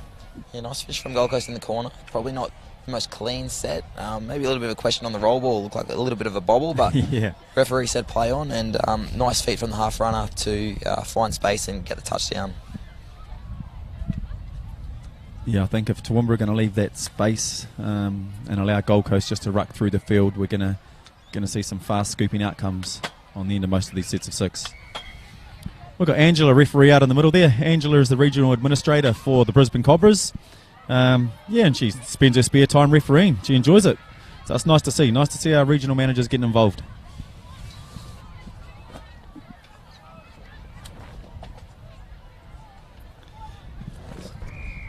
Repeat set here for Toowoomba. So number 27 picking up from half. The referee, Angela, there has indicated Gold Coast change direction. So once you've made a touch, in touch, you must hold whatever line you retreat with until you are onside. In that case, bit of a change direction from Gold Coast, so repeat set for Toowoomba. Yeah, Christina there with the ball, seems comfortable with it here on attack. Off to Ruby, little number 21. Let's see what they can put together. Oh, we've got a treat for you now, Tristan. Taking over in the commentary box, Titans Women's Open coach, touch football legend herself. Here we go. Renee Murphy. Miss Murphy, how are we doing? Well, thank you. Excellent. I just announced that you were the coach of this team, but I completely got it wrong. So here we go with Greg English in there. Oh, Tristan, get it right, mate. Nice to have you in here. How's your morning been? Yeah, it's been a beautiful morning to start. Excellent. Gorgeous weather. How are we going here? Yeah, good. So we just had Charlotte Graham scooping through. Nice little hop, skip and a jump to beat her defender on the short side and put her Lincoln for a touchdown. So score is 1-0. Excellent.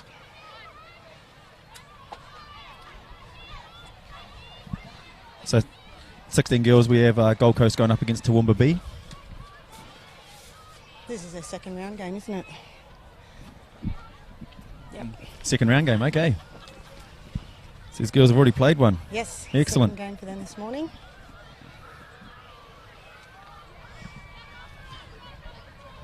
So what are you hoping to see from the Gold Coast girls today? You've been part of the Gold Coast Women's program for a wee while. Yeah, I have been here for a long time now. Look, this is a really young squad. I think there's only about 3 players previously from their last 16s team, so majority of this group are 14-year-olds. Yeah, excellent. So, As Francesca goes from half. We spoke about Francesca earlier. Great little athlete. yeah, she's got great skill, great potential, Francesca.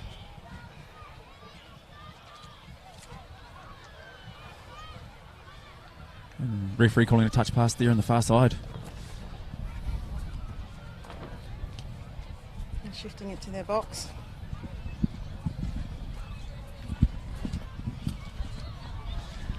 I think Gold Coast will be out to do a better performance with this game than they did with their first one. They went down 1-0, so...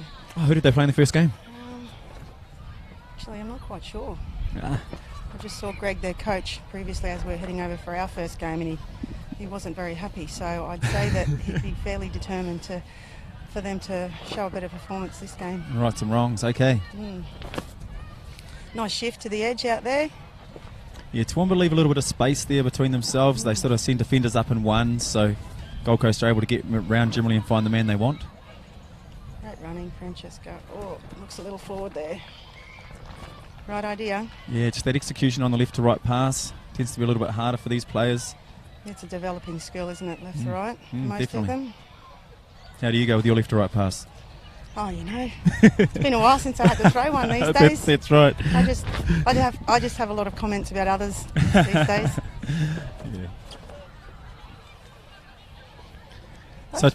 Sorry, Tristan, I was saying it's pretty good that they're shifting it away from their box there. Yeah, Toowoomba have been moving the ball early, so we are seeing some good movement.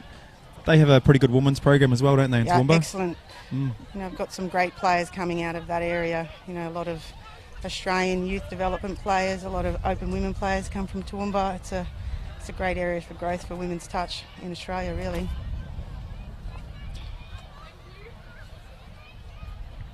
Great work. Shifting it off a punish there. Shani, good work out of half to get the ball back to the person playing the ball. Here we go, little Charlotte again. Strong there. Great work, Shani, running a ninja. Gone to the edge, short side. Great recovery there from the Toowoomba girls. Yeah. Bit of a scramble.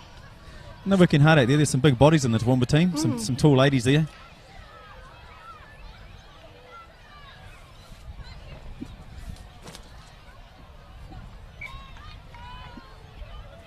Way to see through the 6 touches. Let's see if they can get the ball from one end of the field to the other. Yes. Complete their set. I think it's important. They need some field position.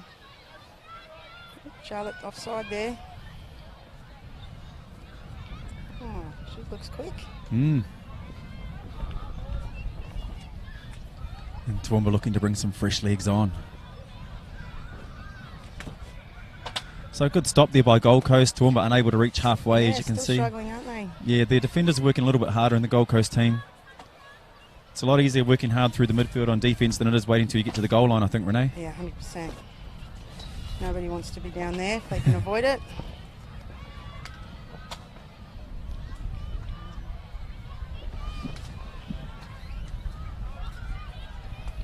Shani's got great foot speed for her age group. So Shani's one of the players in your Titans program? She is. She's our youth development player in our Titans team, and she's come a long way. She's such a positive kid to be around, but I think, you know, probably her strength is her communication skills. Oh, excellent. You know, she talks probably one of the best in our squad. So, you know, as a young person, that's a really tough skill to develop, and even at the highest level, it's always a work in progress, but it just comes so naturally to her. And I think probably one of the main things she does so well is it encourages others. She's really positive with her teammates. So, you know, players like to play with her because of that. Yeah, hard skill to develop, isn't 100%, yeah. Difficult. How do you teach people to talk? Yep. You know, I talk about it being a choice, but, you know, it's really difficult to come out of your shell if it doesn't come naturally to you. Grace Curtin on the roll ball. Nikita with a nice pass there to Francesca. Oh, and she's done it. Nice try, Franny. Just holding the ball in two hands, a little bit of eyes up footy there. Francesca's dad, Bruce, is a very successful touch player as well, representing New Zealand in the 40 men's. He's been with, you know, their family been around the Gold Coast touch for a long time. You know, they're always working with the young ones. It's great to see them. I think over the years he's softened on Francesca a little bit. He's not as tough as he used to be. He can see she's a good footy player and he just lets her go now. Oh, she's a good kid too. That's right, that's right.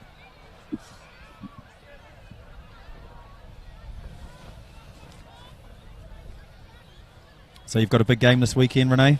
Yeah, we do. The girls are really excited about it, actually. It's been a while since we played. Yep. So the Titans play the Broncos on Sunday.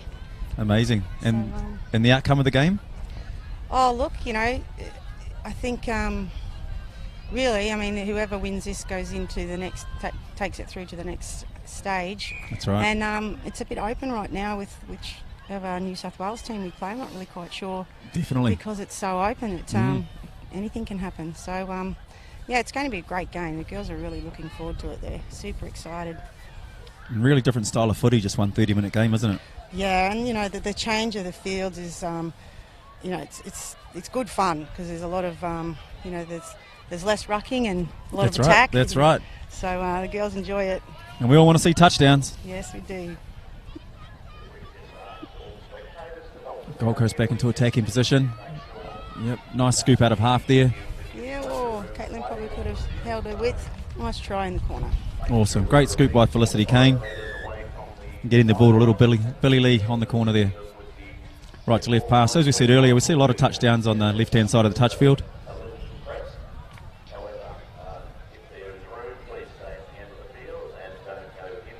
I think Greg will be a little bit happier with this one at the moment.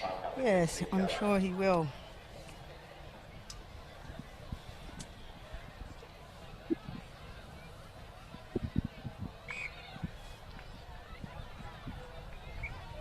So you're coaching the 18 girls as well, Renee? Yes, I am. At this event? Yep. I coached them last year, and this second year I've been coaching the 18s. I've basically come all the way through with this age group. Oh, fantastic. So it's their last year, so they're hoping to have an enjoyable tournament. Excellent. And you find, so being an elite coach, like we do all our learning down at with the youth kids, don't we? Yeah, we do. There's definitely lots of things that you test at this level to work out what you think might work at the next level. So, but it's great fun. I love coming away to this tournament. You know, everyone's here to enjoy their touch, and it's always a really positive environment for everybody. Excellent. It's nice to have you here. Bit of rucking straight up through the middle there for the Gold Coast girls. And there's a benefit in both styles of rucking, isn't there? We go expansive and we go direct. Yeah, definitely. I think ideally all teams could do both. It's not always able at this level, but we look to try and do that at the highest level. And Ali just getting caught dummy half there. Saw a half space, thought she could go through it. That's good positive footy though, one end of the field to the other. Yeah.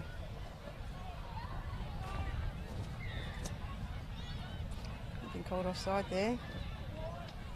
Let's see what Toowoomba can do with a little bit of field position. Yeah, definitely. It's great rucking. Nice and straight, Strong that's what we ball. like. I think some of the challenges as a young developing youth player is to try and be strong in the roll ball and, you know, make sure that you can hold your space, be strong, make sure you can not get pushed off the ball. That's right. Yeah, we were talking a bit about the ruck contest earlier, and you can see the teams that have worked hard at it. Yeah.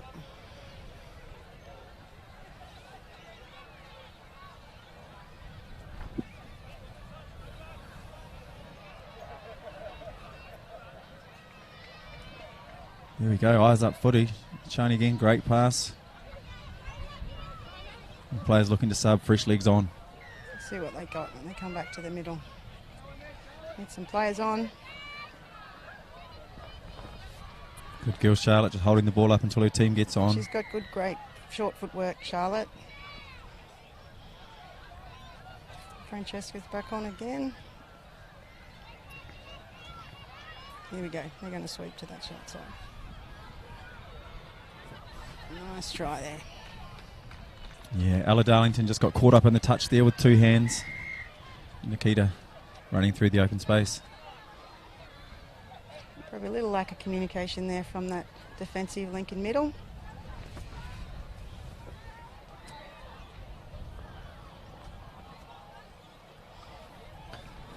So if you're running the Toowoomba B team, what kind of advice would you be giving them in the sub box at the moment? Well, I think it's important that they complete their sets and get some better field position consistently. And then their transitions from their attacking set into their defensive set probably need some improvement. Gold Coast are making good yards in the first 2 or 3 touches, which gives them good field position. There you go. Close of the half as Lisa Caldwell tries to go around the outside of the link. Great touch there by the Gold Coast, and they'll go into half time comfortably in front at this stage. So who are you looking to see a bit of opposition from in the 18 girls? Oh, look, it's a bit of an exciting year this year. Palm Beach have got a great team this year, and BMTA are always strong. So I'm looking forward to. Cool. You've had some really good battles with Palm Beach so far over the Tri-Series. It's been great, actually. It's been great for Southeast Queensland's touch because they're so competitive against one another. So they're bringing the best out in each other. So it's great. And Sammy Jo Curtis is the coach, and she's one of your players, isn't she? She is. You've taught her all your secrets, and now she's trying to use them against you. I'm trying to keep a couple in my back pocket, but she keeps stealing them off me. Good girl, that's what we like. She's excellent. The master and the apprentice head to head. Yeah. The good thing is, as a young, Sammy Jo's a young player, but at the highest level, but she's giving back to the sport as a coach too, and she has been doing that for a couple of years. So, that's really important. It's not always easy as a young person to fit that into your life, and she manages to do it well. Yeah. She's well respected by all of that young group, so it's great to see for us. And I do find as a player, so once I started coaching, my playing actually improved out of sight. Yeah, I agree. Same here. I think you appreciate a lot more things when you're having to coach and play at the same time. So that's how I developed into coaching, as a player coach and then a coach. So it took me a few years to let go of playing, but I enjoy coaching now, and I don't feel I need to continue playing anymore, that's for sure. I'm with you. Hey, I'm with you. But, once we hang up the boots as a coach, we can't be wrong. We don't make those mistakes on the footy field anymore. We don't ever remember making those mistakes on the footy field. Want a hand? Yeah, we're on here. Yeah. Nice to see Peter Bell down there on the field, checking out the 16 girls players. Peter Bell's former Australian women's coach, high performance with Queensland, and he's just down there getting his ears into that sub box. Peter Bell, I've known him for many years. He coached me from the time I was about 14. So oh golly, he's still coaching me. It's fantastic. Yeah, you and I both. Very knowledgeable man. So, here we go. Start of the second half. Yeah, I always like a good tap off. This is one of the few set play opportunities that teams have to try and strike back. Yeah. See what Toowoomba can come up with. Hopefully the coach has sent out his tap-off team. Same with defence, it's a really good opportunity to assert your authority in defence from the tap-off. So sets a great tone for the half if you can be assertive and strong and dominant in your defensive set for the first set.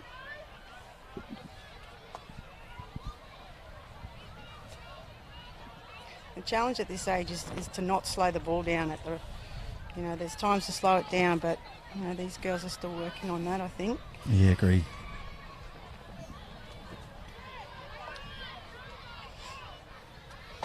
Oh, good effort. Francesca off the line immediately. We spoke about that earlier. We never stand on the line on defence. Yep. Hit the line and get off. And a good direct first hit.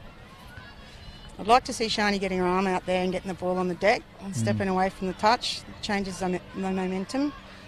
We want to see them be assertive in that roll ball. It's better. And right into the line. Short side, there it is. You can see it coming. Beautiful. Great work, Francesca, and excellent set. Yep. And once again, you know, unfortunately for Toowoomba, their first 2 or 3 touches, you know, they're making really good, easy yards, the Gold Coast, and it makes it really difficult at the back end of the set to slow their momentum as they come into their strike dump. And that's the idea through the rucking, isn't it? To sort of break the defensive shape, and then by the time we hit our strike dump, we can have our way. Yeah, he looks to transition well into that last 4th or 5th touch, so you can get a good strike dump.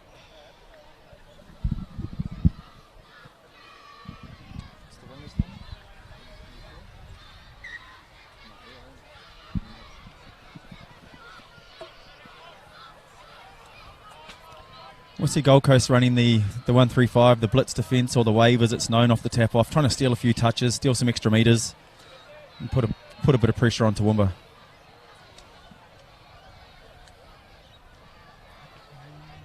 That's classically what the Southeast Queensland touch teams do tend to do, is a 135. I think these days, as you go up into a high level, we're starting to mix it up a little bit more, not always running it that way, which is good to see. Takes a lot of energy, doesn't it? It does. I think sometimes, you know, changing it up a little bit is also challenging the attack to play what's in front. I mean, this is great rucking, but, you know, these girls are getting very close to the ruck, so it makes it very difficult to have more than one option when you're having one close ruck. Hard to wrap out, hard to dish off back inside when you're too close to the ruck, when you're running your arrows or your direct rucking shape. It's a good touch there by Ruby just to finish that set. I think Christina got caught out of shape. Outside hand making the touch, and Ruby was able to scramble. That's unfortunate. Here we go. Unfortunately, big turnover there. Gold Coast with some attacking position here on the line. Let's see what they come up with.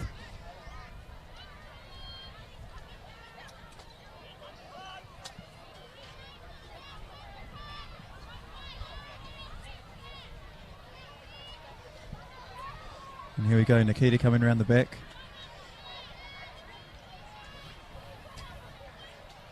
There's Caitlin coming on, Caitlin Campbell.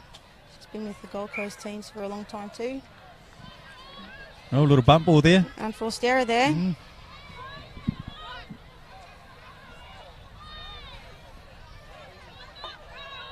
Oh, it's a little bit forward, lucky to get away with that one. We do see a lot of line ball passes in our game, don't we? Yes. Advantage line.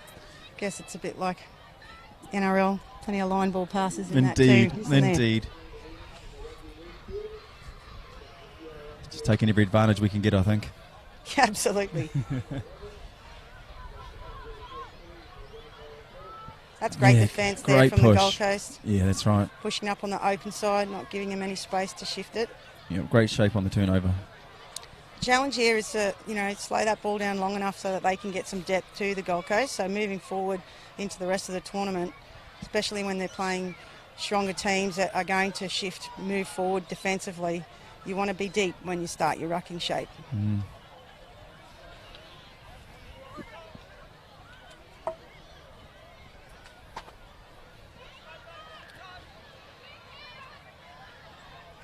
Into 5th touch option, here we go. Hands up. Shani got there. Oh. Don't know if Shani knew it was the 5th. It's a better transition from the Toowoomba there. Oh, unfortunate. Again, a little issue with their depth. Execution of the pass there is always difficult when you're not deep. And that's probably players looking to sub before we create momentum. Yeah.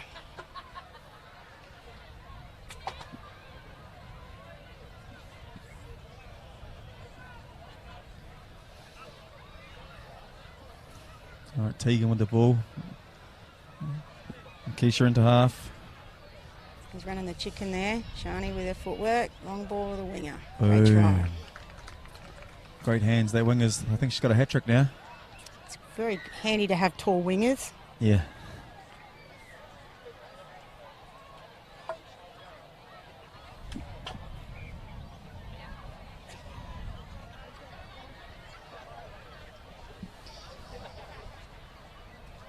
So the referee's working well in this game. Do you tend to get out with your whistle much, Renee? Not if I can help it. Not if you can. Although, you know, I was always a bit of an on-field ref when I was playing. Ah, so copy. Yep, gotcha. Yep. So you've got your referee's badge. I do on. actually. Oh, good. Yeah.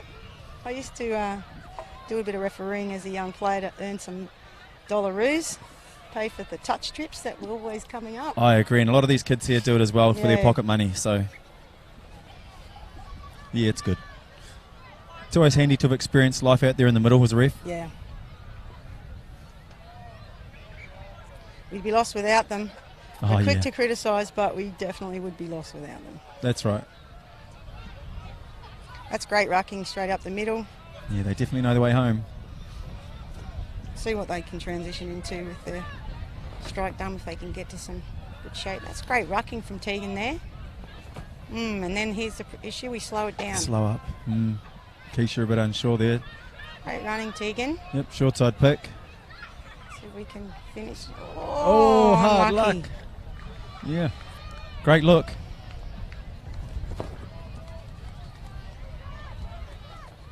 Little hand catch there by Francesca would have been a wonderful She's try. stretched out to catch it. Unlucky to miss that one. Yeah, Toowoomba running quite close to the ruck, aren't they? Yeah, they are. Yeah. And, you know, again, this is a development phase for them. You know, when you get tired and fatigued, you get closer to the ball. The challenge is to stay deep and wide.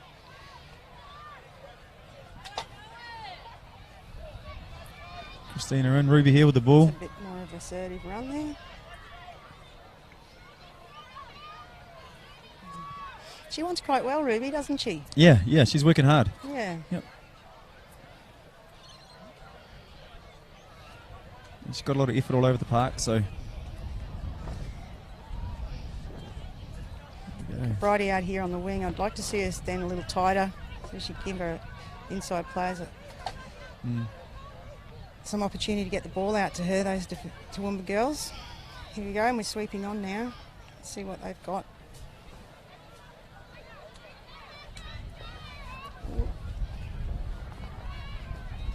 Looks like Charlotte's setting to, Oh, look at that footwork. that was something out of nothing really Something there, out of wasn't it? Nothing. Just dancing ball in two Again, Charlotte's hands. footwork is excellent. Really shows what you can accomplish with the ball in two hands. Yeah, and out in front. Yep. Yeah, she's having a bit of fun out there now.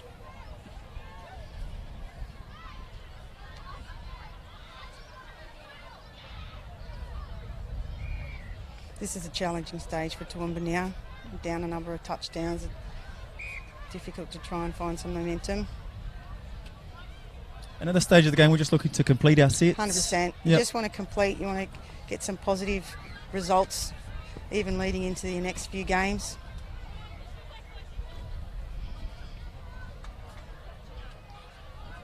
This is a better set from them, though. Yeah, great little pushback. They've got a repeat set now. The I first think- thing they do is shift it to one. Oh, unforced error.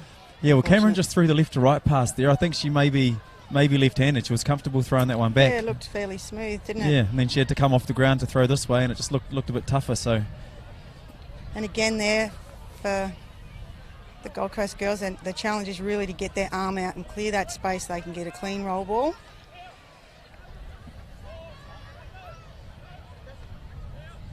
It's more assertive drive there. all two in the touch on the line. There we go. It's unlucky not to be a penalty there, I think. Yeah, Ella just got caught and up here with it Charlotte. comes. He played the advantage. Yep.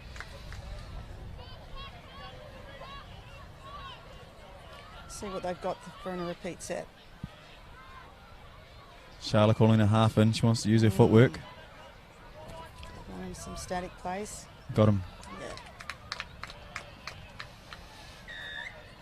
Yeah. Yeah, Ella just left there to defend on her own. Yeah, too much space for her. Her short side link should have at least squeezed in a little bit to help her there.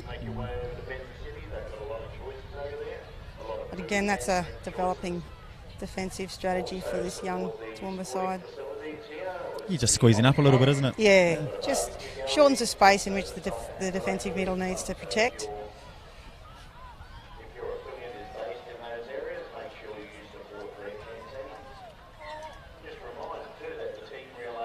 I think for Gold Coast, when you're leading like this now, you start thinking about the things that you want to develop for the next few games. That's So, right. you know, working into some attacking shape so that you can run those things better when you're playing a team that's going to challenge you a little bit more. Good girl. Great shot at the line. This was a good dive. Yeah, we had Cody there. Saw a bit of space and had a crack at it.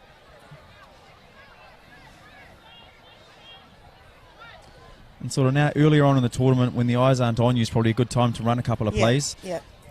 There's always things that you want to work on when you're moving forward into the tournament. And these are the opportunities to do that.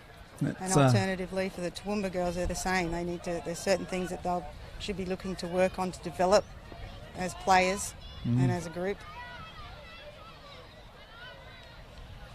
Chance to Teagues. Short. Chase. Good job. Lisa Caldwell there was able to stop the short side scoop. She did well. Oh, and chased him Taylor though. Caldwell, pardon me. Taylor, sorry. Yep. Here you go. That's great effort. Yeah. What's the referee bringing it back for? Got a shadow on the line. She probably was offside when she straightened up defensively there. She worked Better hard. to give away a penalty than a try though. So good job staying in it. And just too tight there. Yeah. Sorry, too loose. Yeah, not tight enough. You can see there's some big spaces there. Oh, they've stopped the try too though. Oh. Need to work on their pre-touch shape there, Correct. these girls.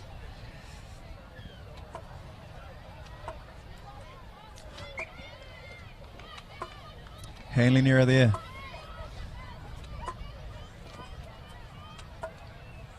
Toowoomba girls looking to sub. There's some tied bodies out there. Yeah, and again, very close to the rucking. That's a better shift. And Cody Whitehouse driving the ball there. Go Rubes. Look, yeah, made some field position here. It's not a bad set. Amy Brennan out of half. Oh. Left to right pass, these girls still working on.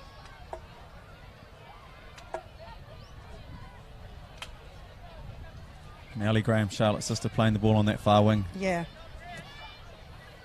Here comes Tegan. Again, driving it well. And here we go, last play.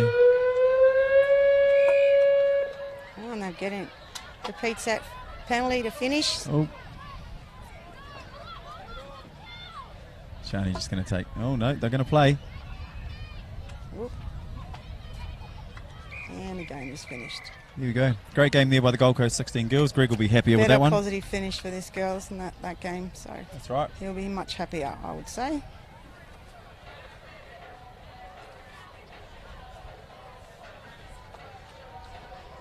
So what have you got on for the rest of the day now? Oh, gee, busy day. So I'm on the live stream I'm for back most with of you these this games afternoon, today. aren't I? Yeah, we are. We get to see the Palm Beach 18 girls. Oh, Are we watching that team? Yes, Oh. yeah, you get to sit there. Better bring my notebook. At least you can have footage on it. Yeah. No, it's a good fun day here. I've got a few people visiting me for the live stream commentary, and I've got some talent identifying to do for the 14s and 16 boys for our Cowboys, Broncos and Titans Junior Development Program. Excellent. That's a wonderful program. Yeah, really good. Last year, enjoyed it immensely. Yeah, nice to see these young kids coming through, and like Renee said earlier, the pathway into the Titans, Broncos and Cowboys is set for them now through the Premiership, so we want to see these kids getting out there. Yeah, beautiful day for it as well. Well, Yeah, thank you it's for having me. Hey, it's nice to see you. We'll see you soon. You will.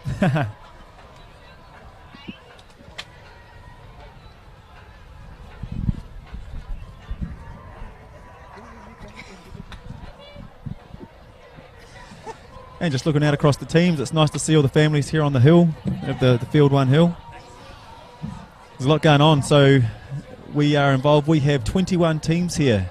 21 fields here at State Cup. We utilise the space from the hockey club, the football club or the soccer club over the back, and we have the rugby league fields as well.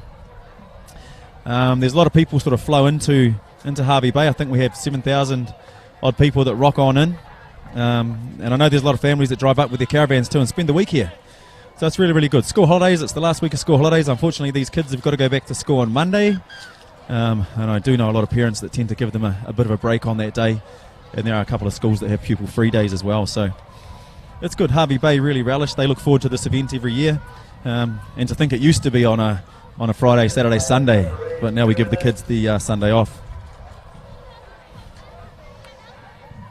It's a privilege. As one leaves, another one arrives. I'm very privileged to spend the next game with Peter Bell, the former Australian Women's Open coach, currently running the Queensland Touch Football High Performance Program as well. Hey Pete, how you doing? We're good to go, mate. That is on. You are live. Morning, Tristan. How are you today? I'm having a good time up here, mate. Yeah, it's a beautiful day for touch. Nice, bit cooler than I'm used to, but really nice. So looking forward to this next game. Who have we got here? So next game, we do have the 16 girls. Coomera versus Toowoomba A. Excellent. Yeah, so we just saw Toowoomba B out here on the field, the Toowoomba development team and the 16 girls, and now we have their 18. So they're probably all 16 years old, and like I've said earlier, Toowoomba have always had a great women's program, Pete. Yes, the Toowoomba, the second team that just played, had a couple of good girls, so their first team must be all right. Yeah, I agree. Yep, a lot of hard workers in there. Yeah, but Gold Coast a bit too strong. Yeah, Renee was just saying Gold Coast actually lost their first game today, which is puts them in a hard place for game one of the tournament. So it was nice to see them get a good outcome there. Yeah, it's not always a bad thing losing, as long as they don't lose too many more. Not a bad thing losing your first game. It maybe wakes the girls up a bit, but we'll be interested. We'll have to follow them in the next little bit. Exactly right. So looking through the Coomera team, we have Kimiora Adams, Tyler Beasley, Akita Michelle Croker, Jataya Faifua, Paris Hay, Kobe Lee, Faith Manera, Ashante Ngatai, Paige Nikora, Taylor Norris Edison, Latisha Rigby, Luana Jean Selwyn, Skylar Tuffy Amiopu, and Faith Tutuaha for Coomera. So for Toowoomba, Lily Anderson, Georgia Bartlett, Renee Duff, Jada Ferguson, Ella Kowitz, Alindri Lamprecht, Matilda Lecht, Alex McDonald, Millie Neville, Carla Sankey, Jordan Shriek, and Emily Stenzel as the hooter goes. Geez, mate, I'm glad you're pronouncing your countrymen's names there. I've got no chance. Oh, there you go. Great start. Girls are into it. So, what you'd know these Coomera girls? What do we expect from some of them? Do you know? Yeah, I do know them? a couple. So these girls have been working really, really hard on their skills recently, Pete. So I'm looking forward to seeing some really good, strong left, right hand plants, some good passing. There you go, straight into a nice short side quickie.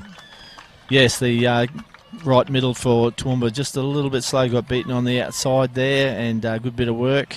Always a good way to test your defensive opposition with a few quickies early, mate. Yeah, so I've seen them doing a lot of work in their rucking.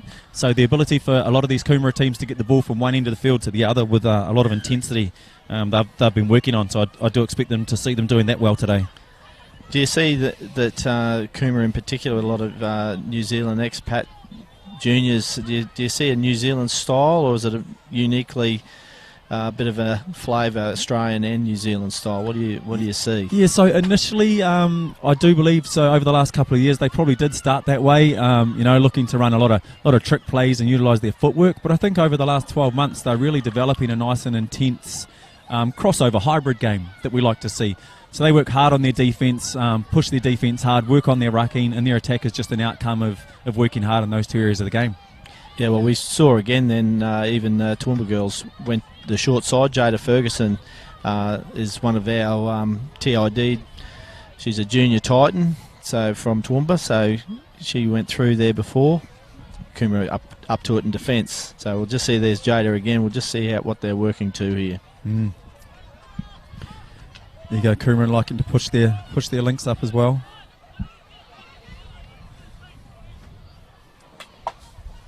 Yeah, it's a lot faster game than the last one, Pete. Yes, it is. And good structures early too with the girls. They're nice and tight on the line, good body position there. If you see the middles going up with their shoulders turned out, which is always a good sign. Oh, Georgia Bartlett looking for a link chop there. I think the link was a bit tight. Yeah, she ran the wrong hole in the end, but good bit of thinking though. That's good to see the girls of this age group looking to run plays where they need to run good lines. You've got a feeling we'll see that play again. Yes, with another penalty there. Over the mark. Well, here you go. Good chance for Toowoomba to really test this defence. Third set in a row. And they get off their line nice and strong. They do. Links, as you say, looking to make touches early too.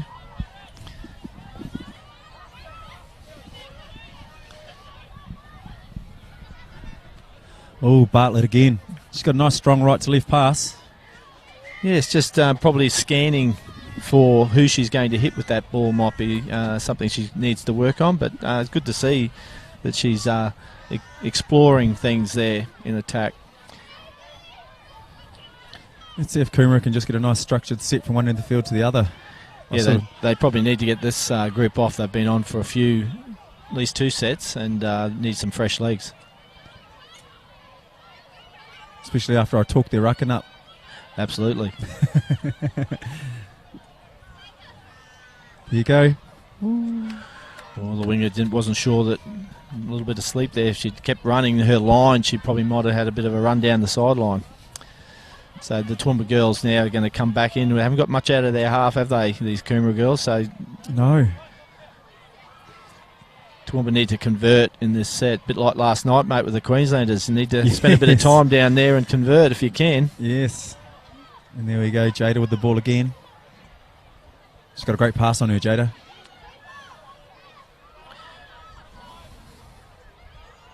Oh. That was impressive. Bit of work by the middles there, Coomera. They didn't draw out too far apart from each other. They were really nice and tight, and that's why Jada didn't have much to work with in terms of space. It's 3 there. So, I think. Sorry, mate. They're not going forward. They're going to their box, a bit sideways. Yeah, that's right. Looking for a strike dump now. Jada's up for it. Jataya out of half. Good girl.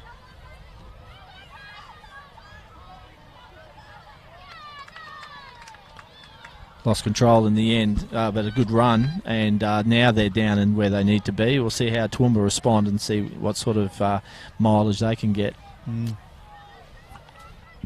Yeah, look for Jataya number 10 a little bit more. She does like to go out of half, does have good footwork.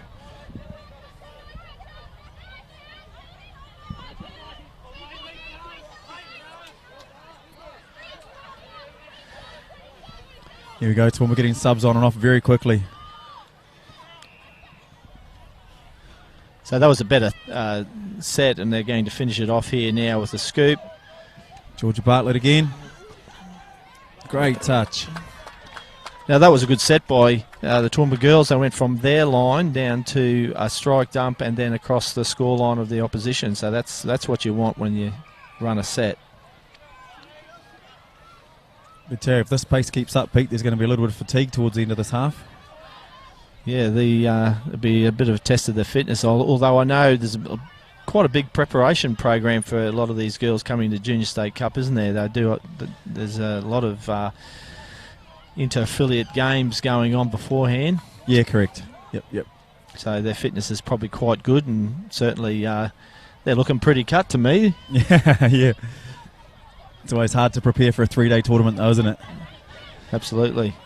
And we find Coomera again not getting out of their half, so again they're going to have to work their defence, but they've been up for it. There we go, Link just getting beaten there, isolated on her own.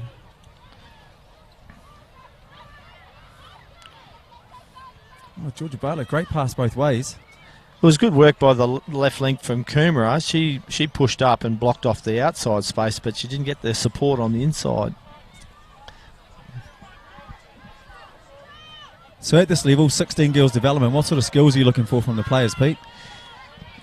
Well, obviously we're looking for girls who have a fair repertoire of skills. You know, they need to be able to do all of the catch pass basics, but certainly the roll ball, you know, how effective are they when they're rucking the ball up. So ideally we want them to be able to use both hands, the left hand and a right hand roll as well. So certainly a big skill is the defensive skills. So defensive skills as an individual, so they need to be able to have good body position when they come into contact, not having shoulders turned in and then struggling to get out again. So like probably what we just saw there, actually. Like we just saw there, yeah, absolutely. Feet getting stuck in the ruck.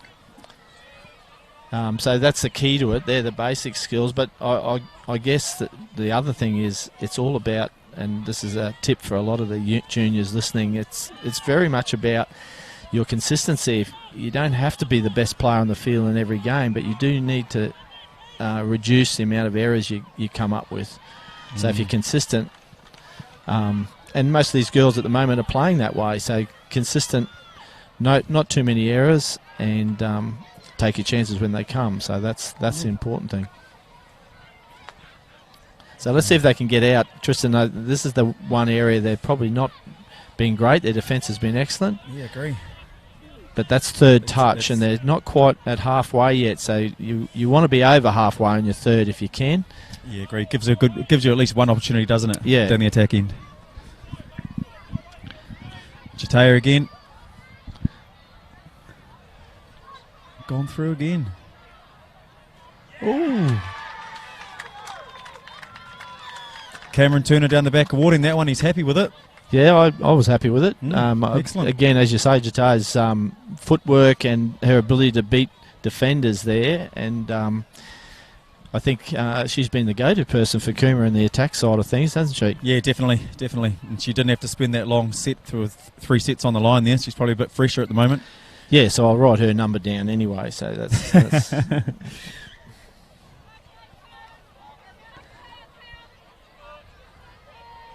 So, Pete, you're currently working through a bit of a talent identification program? Yes, Queensland Touches. We conduct a fair bit of TID, but we've never ever done it here at this event, and it's just it's dawned on us that the reality is that we've got a lot of good kids here, and 240 teams, in fact, so it should be an opportunity for us to see not only what good kids are around, but scope our standard. What is our standard like? And this is a good reflection of it. Nice skills there. Great skills. And a good touch too. So she's been able to do that a couple of times.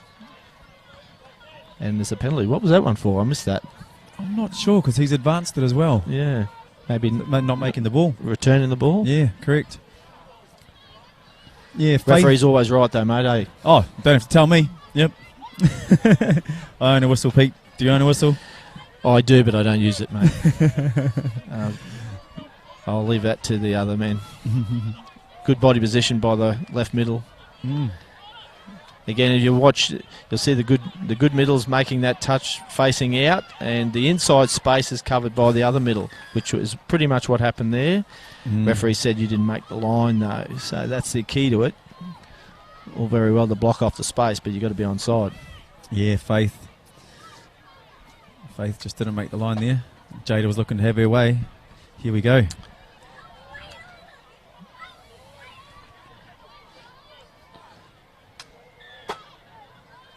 Oh, it's got a little option there back on the short side. The middle did chase in.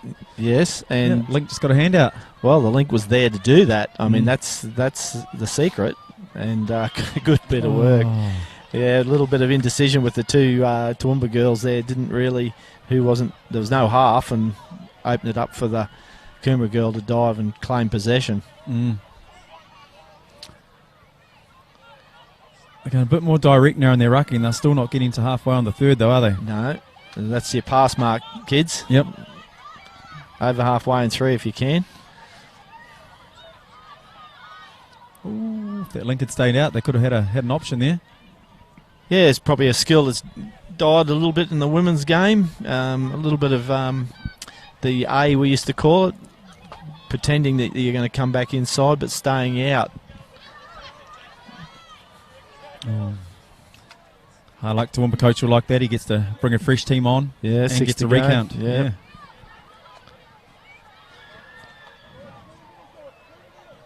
I like the work that the Coomera Lynx are doing. Tristan, have you been part of that? No, not at all. So their coach Lawrence Faifua, Chatea's dad actually. Yeah, he's I think he just gives the girls the confidence at the moment to be active in that zone. And he is doing a lot of work with the Gold Coast Metro Premiers with John Morris as well. So I believe he's probably picked up some hints from John Morris with the Prems, and he's put that into his girls program. Yeah, well, the the purpose of using your links is to take the load off your middles, who historically they would probably be the ones doing all the work. So if the more touches links can make, the better off your team's going to be at the end of the day. And now we have another changeover. The Coomera girls, this was the area forward pass off the ruck, I think. So, and again, another set of 6. And again, we've got Jada Ferguson coming on. Yep. I'd like to see them try maybe a bit of phase. Bit of old-fashioned phase on the Coomera girls, because they are tight and they are making those touches. That's right.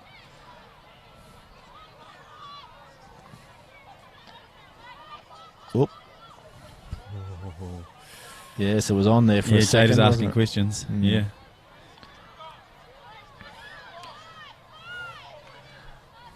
See the link high again there, but they're giving the left middle and the right there. So there's obviously opportunities, but I'd like to see, as I said, a bit of phase there on those second phase on that touch that they make. They will come up and make it. That's right.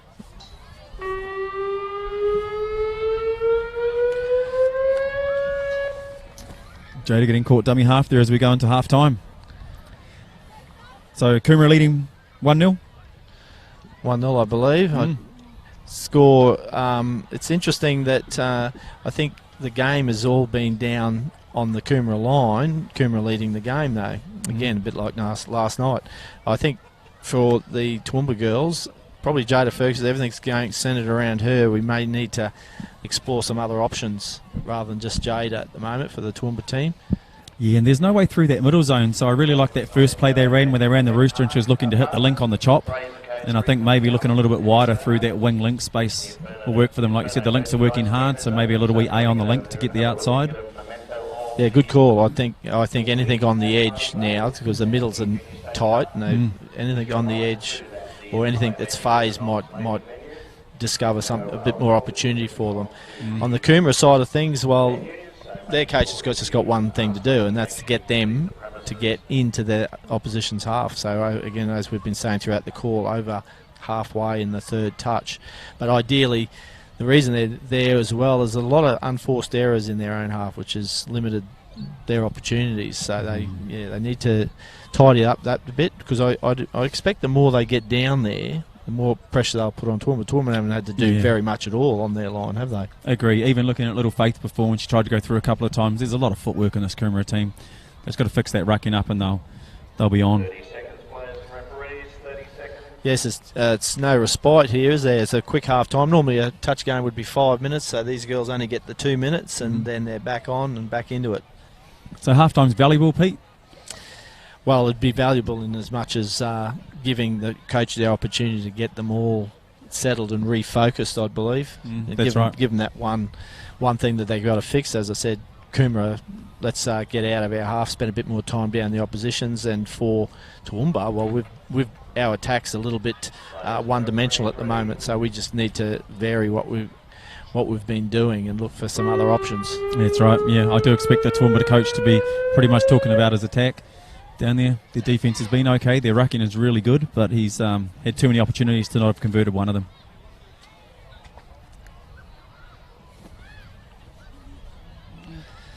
And it looks to me like Toowoomba are running 11 players as well. So they're a bit short.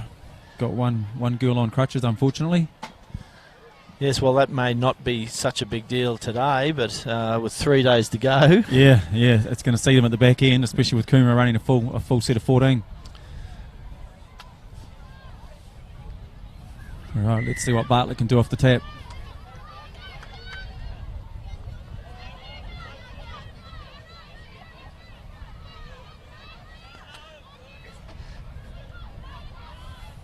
Here we go into that blind sweeper we saw earlier.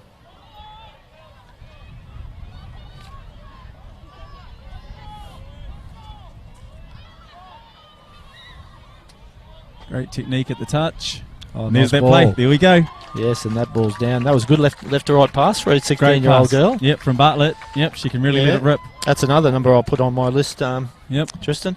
There you go. Very nice left to right pass. And again, you were asking me before about what skills we're looking for. dexterity is a big thing in touch footy. Mm. If you can't pass the ball both ways, you can't roll the ball both ways, and it's a bit like soccer. It's only like kicking with one foot. Exactly right, yeah. I think that coach was listening to you, Pete, about those edges. Yeah, well, even on that initial sweep, you know, the link made the touch, so even just a straight cut to the wing might have opened them up as well. So, yeah, you definitely, it's the edge. So let's see if Coomera can bounce back here and see what they're setting for. They're going to draw that right middle out as far as they can. Lovely body position by both the right middle and the left leg. Again. Just has her way on the short side. Oh.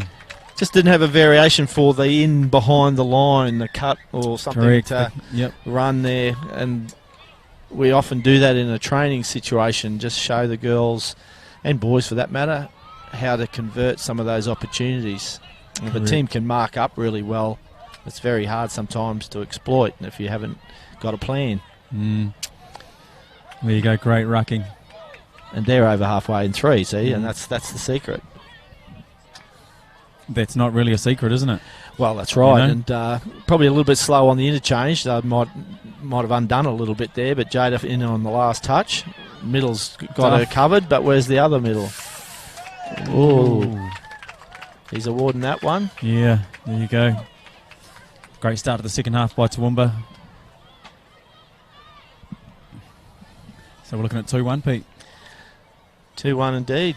In the middle made the touch, had her back to the attack and took off, and unfortunately Jatea came forward and the middle was still running away. So what play would you run here on the Toowoomba girls? Getting into the line. Yeah. Well, yeah, at the moment it seems that they're able to have their way on the short side. So, there goes Faith. So we'd come back to the middle and I'd just be running a middle play and looking to play short again. Yeah, well, they're a little bit one out at times. They certainly back themselves, the Coomera girls, in attack. They certainly run. 4 on 3. Ooh. Lucky not 6 to go there. I thought she put her hand up. And there's a penalty for what? Not return the ball again. Or a touch pass on the mark here.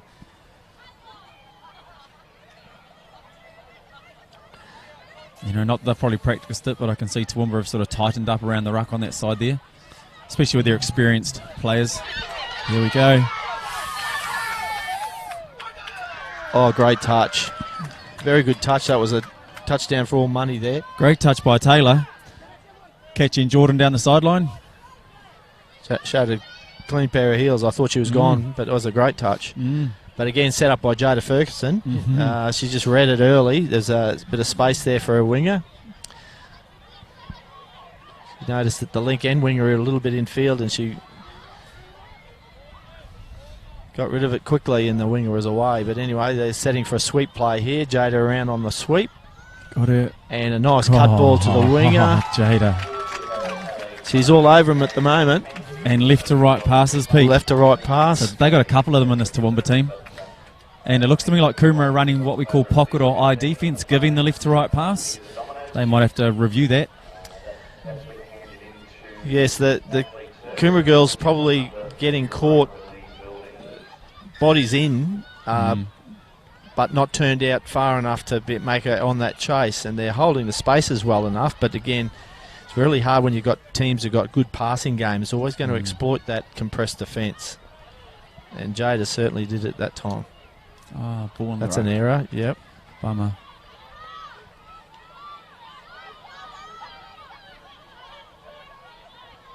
Yeah, Coomera are going to have to start working really hard through the midfield here. Not letting Toowoomba get near their line.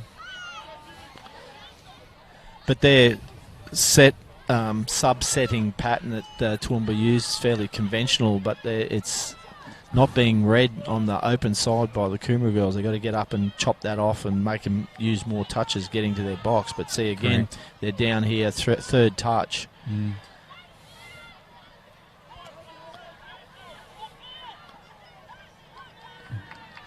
There you go. Good bit of defence there. She was under the pump, that's for sure, that middle.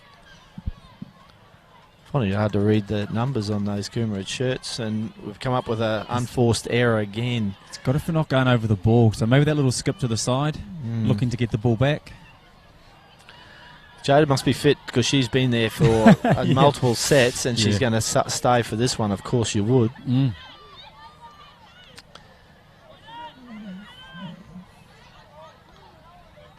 looking to play back. Yeah. So some hands on the hips on the Coomera defensive line. They're talking quite well. You can hear them from here.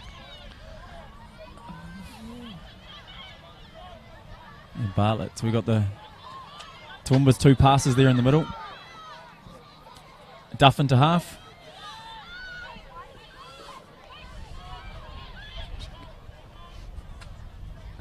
Just going to play back. Short. Good touch. Good touch, good line. Yep. Great touch there by Faith. Now, this is the set that could be get them back into the game. They need to get out of their half and get down there and put a bit of pressure on because they're 2 touchdowns down at the moment. And they don't know third touch. Yeah, and they don't need to be in their half. Yeah, dummy half telling her Faith will be looking to go. That's 4. She's got 1 more. She's going to look to pick off this. Good Loves defensive touch by Bartlett there. That's a skill for a 16-year-old too. Definitely. Good dominant touch. Taking the space off the half, or the roll ball play at least. She's a nice tall girl as well. Another dominant touch, and that's a skill. It was always going to be a problem for people who can't roll the ball with both hands if you can be dominated at the roll ball. Correct. Coomera had really good touches, holding them around halfway, and then they just let her run 15 metres into the attack zone.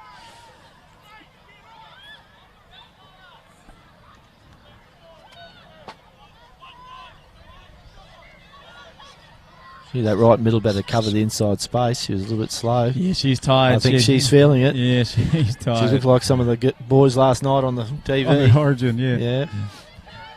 Now they're going to their box, so let's count them. There's 1. Jada Ferguson's going to knock someone off. No. Yes, 2. Got her. It's a really good reader of the game, Jada. And a little bit of momentum lost there, Coomera. You can see that's still tired girls. That's 4. Toowoomba are all over them at the moment. And this is the strike dump coming. Jataya looking to go to half. Covered on the outside. Oh, what a nice skip. bit of, yeah, man. That was good. That was good work, wasn't it? Yes. But again, no cutter. So here, Link cut her straight away. Should have stayed out on the A. Yeah. Yep.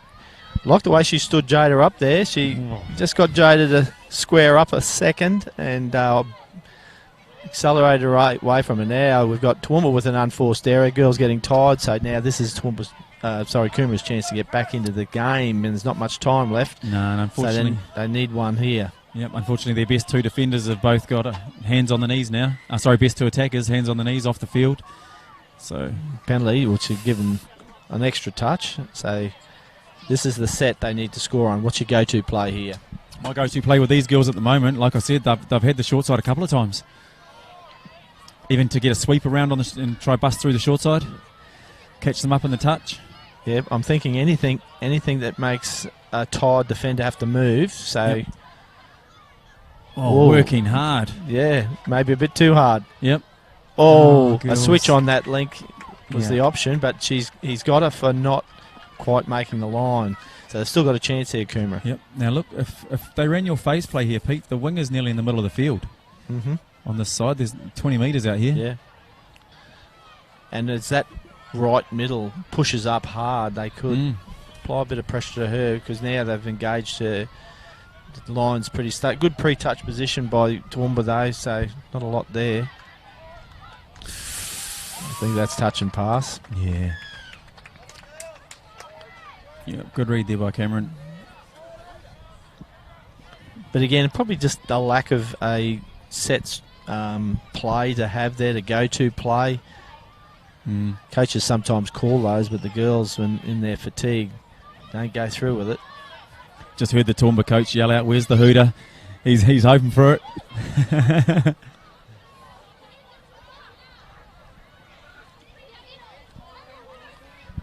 Once again, Toowoomba quite easily over halfway. Yeah, easily making those meters. Nice ball. Oh, here we go. A lot of Link's in trouble, and is this the Jade's middle just as well? ripped. You can almost say that she didn't play at that, trying to affect the touch, but it's Yeah. a fair call in the end. It's 50-50, one of those ones you don't like, but That's right.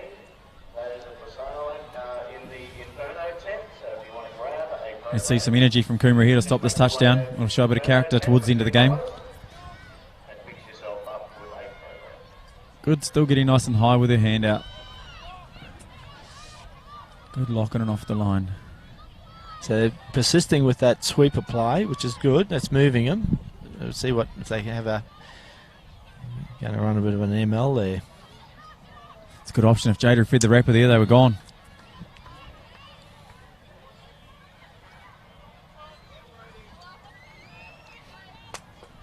Run to 4 on 3 again. Yep. No 4 there though. The other one Yeah, it just wasn't. subbing on. Yeah. Became Yeah. 3 on 3. Yep. Yeah, even with the link making the touch there, they were still able to get the 4 on 3 if the player was around. So Mm-hmm.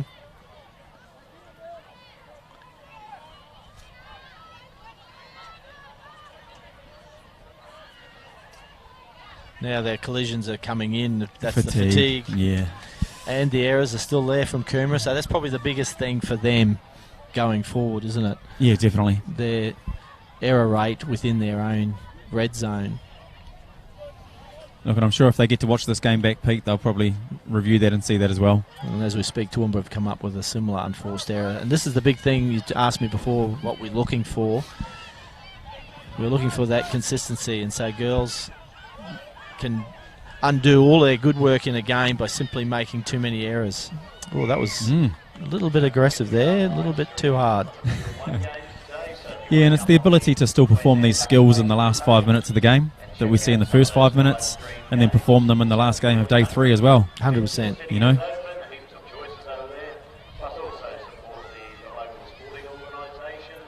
Coomera sort of playing at the moment like they're ahead. I think they need to get the ball down and look to play. Yep. A little bit of movement sideways for get these defenders moving. They're running an ML as well.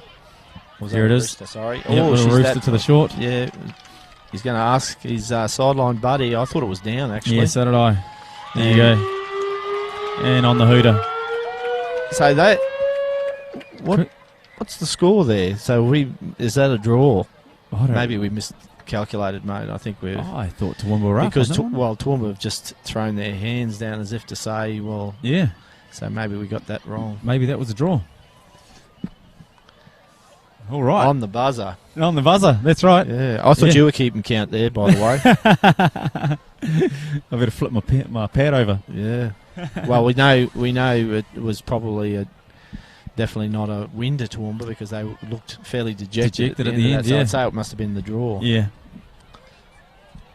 So wrapping up, I think we certainly discussed. 3-2 to Toowoomba on the screen is what we've got down here. Have we?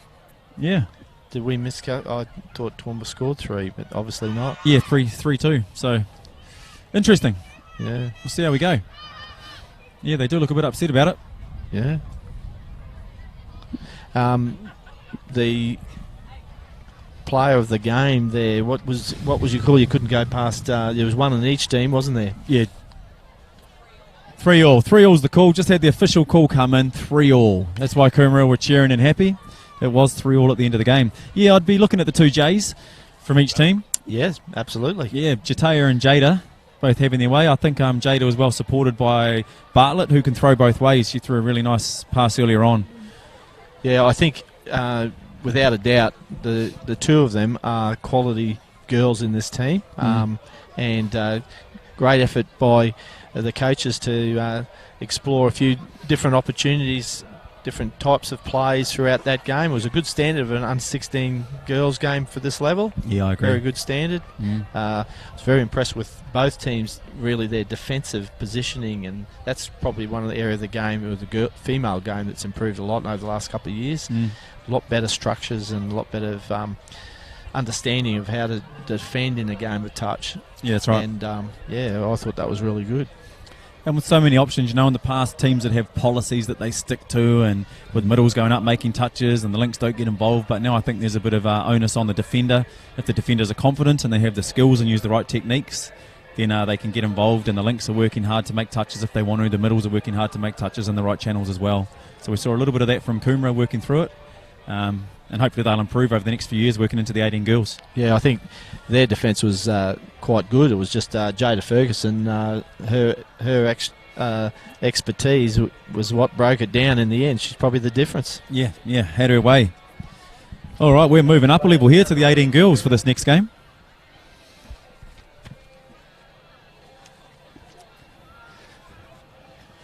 So 18 girls, Coomera versus BMTA Red.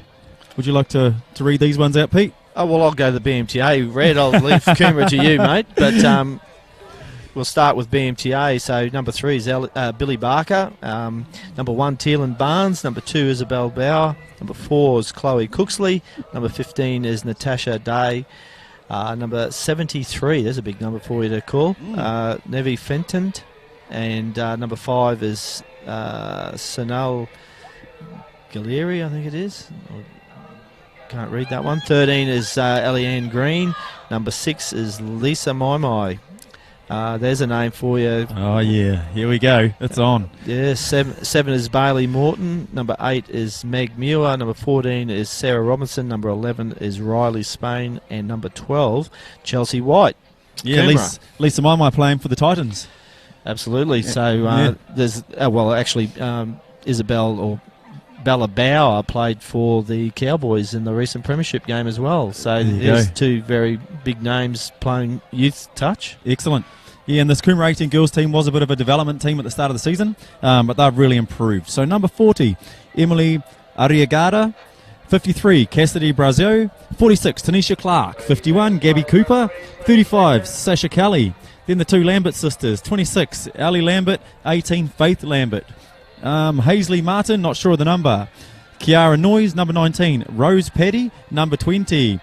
Pariuruora Tapsil, number 16. And Tia Tafi Amopiu, number 33. Well done, mate. I couldn't have done that in a fit. It's good fun, mate. All your time back in your home country. You wouldn't know I've been here since 1998, would you? No, you wouldn't. That long? Yeah, moved over in 98. Went back for a couple of years, but pretty much been over here. Coomera with the tap off. Oh, shift straight away. I think they knew that push was coming. Yeah, so it'll be interesting to see how the Coomera girls cope. I know the BMTA girls play a fast style of touch, so it'll be interesting to see how they cope with that. Very tall girls at BMTA team, aren't they? Yeah, definitely. Yep. Very tall. Yep, nice tall link. Lisa Maimai out there in the far link. And here we go. Looks to me like this Coomera team are carrying 11 as well. Tough day at the office with BMTA. Yep, pushing their full squad. Oh, some good positive defence to begin with. But there they go down the sideline. Good girl. Yeah, well, Coomera were fast line speed there, which actually created a little bit of space on the outside, but they, I think BMTA now have got the field position they were after. Lisa Maimai with the ball and showing that footwork we're used to. Nice pass too. Yeah, straight around the outside there. Lisa just a little stop-start to get outside her link and a draw pass on the far winger. Yeah, I think it was Natasha Day on the wing there. She's got to look like she had a fair set of wheels. I think we're going to see a little bit more of that today, Pete. Yeah, so again, BMTA looking to exploit wide here with their speed. So the Coomera girls are going to have to be sure that they slide quickly, react to the ball movement, react to the ball passing and chase out hard. Probably slow the ruck down a little bit as well. Contest it a bit more. Which they did in the first part of that set. But the wrap was given good body position by the left or the right middle there.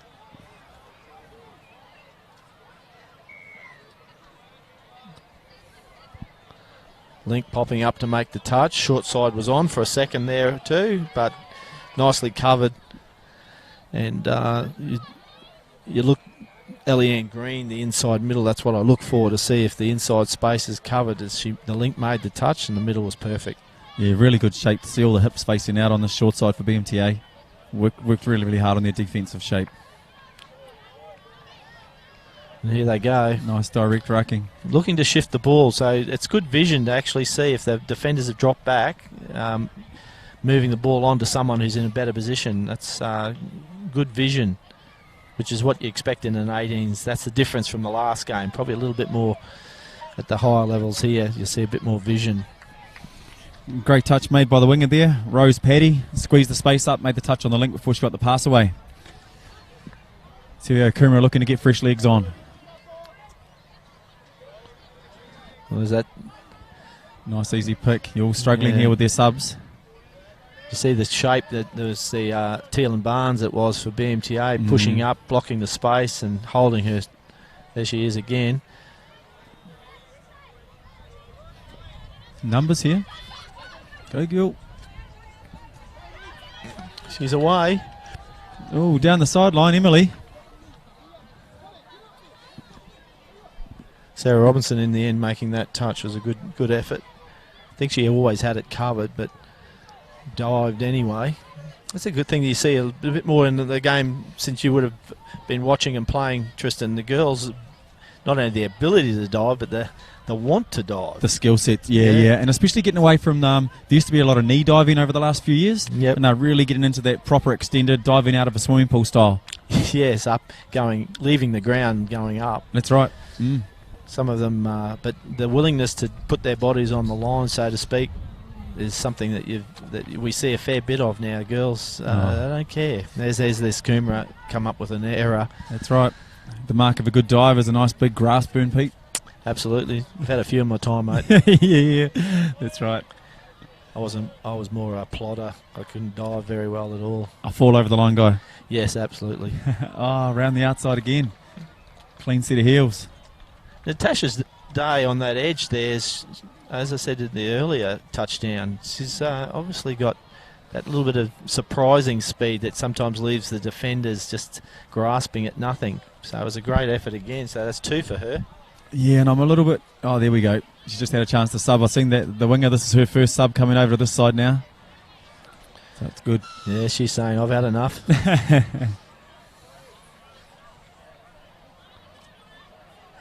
It's Balabao making the touch. Again, good body position. I'm liking what I'm seeing here with the BMTA girls, all very structured. Yeah, it's obvious defence shape, isn't it? Yes. Yep. Good pre-touch too. Still pushing a high link and middle together. And Tanisha Clark having a go. They pretty much shut them out of everything there and made them just run to the side, and then they had that covered. So that's the bonus of having a good defensive shape. It almost limits. Oh, Cassidy trying to get under Lisa there. Yeah, there was one place to go. Some of these tall girls maybe underneath them. Yeah, and try to use the offside trap probably, Pete. Watching too much soccer, mate. Well, I might have been up at 4 o'clock this morning. Did you watch that game, did you? Yeah, great game. Been up the last couple of mornings watching it. Well, I'll be in London next week, as you know, and I was worried about whether England would be in the final and losing, because when I arrive at the airport it could be chaos. But no worry anymore. Give them a few days to settle down there. Yeah, I think so. I hope the English aren't listening. Yeah. Here we go. Let's see what BMTA can put together here.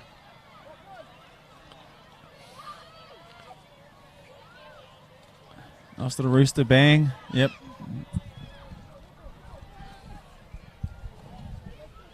Back to 1. Yep, 6 to go, and that's what you don't really want. There was good defence up into that point, and now there's given 6 to go, and that's one of the things in touch. They're running a nice little late sweep there. Good line too on the sweep. The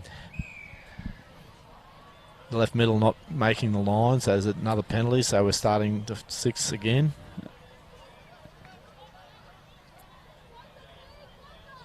Good touch.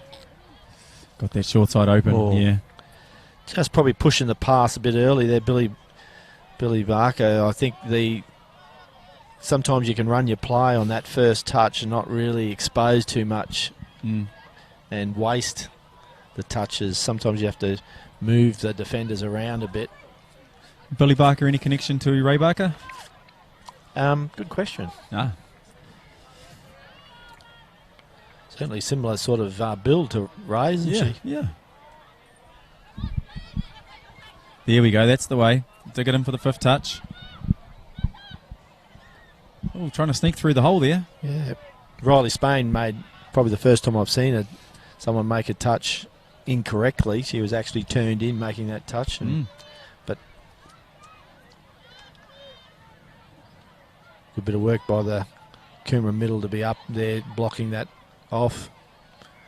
There you go. Yeah, and BMTA just getting into a rhythm there. Coming through the field. Oh, isolated. I think she's offside though. Unfortunately. Yes. Yep. Unfortunate, all right, because up until that point. Yeah, they had them. Yep. Now the middle's caught them behind. Big set of 6 in the context of the game here, because if they get BMTA, let them blow out another one. If they can just hold them here, it's a big set of 6. So trying to get some sort of shape. Good bit of work. Into the line, off the line. Probably more of an unforced error there, Pete, I think. Yep. They're running that. That's twice they've run that play now. They're giving early on that Rooster wrap too, aren't they? Yeah, trying to get an automatic 3-on-2. Yep. You see that a little bit in the Premiership recently. Yeah, which is not a bad option for ladies who haven't got a big pass, but 3-on-2 is a lot easier than a 4-on-3. Oh, yeah. Yep. They just need a bit of go forward, these girls. A bit of indecision too, you know. That's what you want. Getting behind. Down the sideline. There we go. Well, that was a great touch if she's actually made it. Because the referee's going to have a chat here about this one. Look at the effort. But we've got an injured player in the middle of the field too, so it's all happening. Oh, no. Number 53, isn't it? Yeah, Cassidy's down in the middle. After she passed the ball, something's happened there. Too busy watching the chase down the sideline. It's interesting that the refs have come to the injured player, but we don't know what's happening on the call. No, I can see GT over there walking up and down the sideline. So, which is probably not the order to do things, is it? So blow the touchdown or blow the, give us an outcome and then we'll figure out. Yeah. It's not looking good for Coomera, especially with their only having 11 players, Pete. No, not at all. And they do have another young lady, number 18, with a knee brace on. So the fact that the BMTA girls are standing on the line suggests to me that they're going to pay the touch. And she's confident she made it, yeah. Yeah.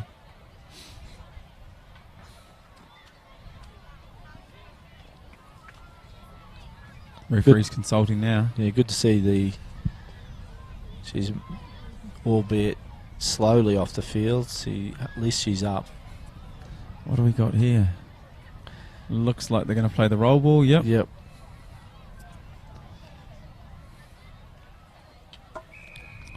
There was a good bit of work. We had 2 wingers with a lot of speed there in a contest. Yeah, it was a great dive. Oh, coach still getting off the field. Don't get caught up there, Sonny. Alfie Langer, mate. Yeah, in behind. That's the one. Yeah. Yep, Sonny Taffy, coach of the 18 girls team.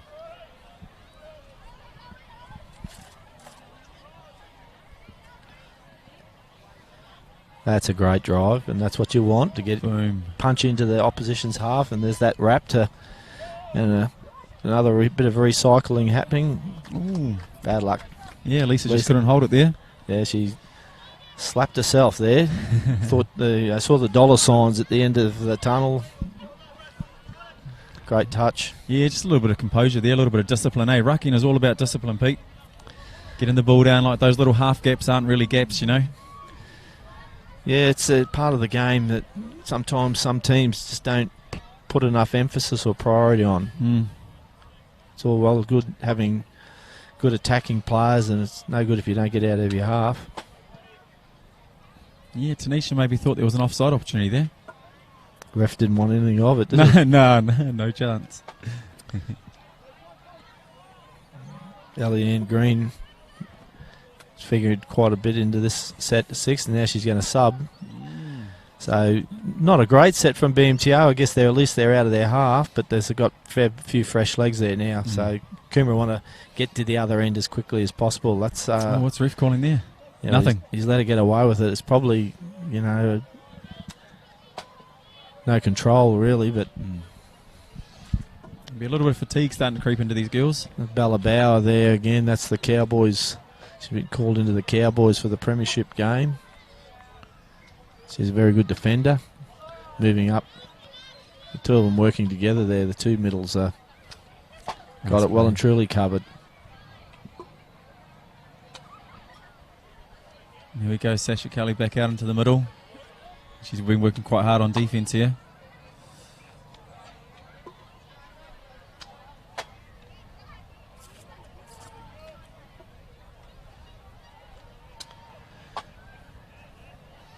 Here we go, BMTA right where they want to be. Yeah, Rolly Spain down for Bella Bauer there. Bella's and easily chopped by the link. Yep. Yes, Sasha took probably that not one. the option there, but it was last touch, so probably not a lot on.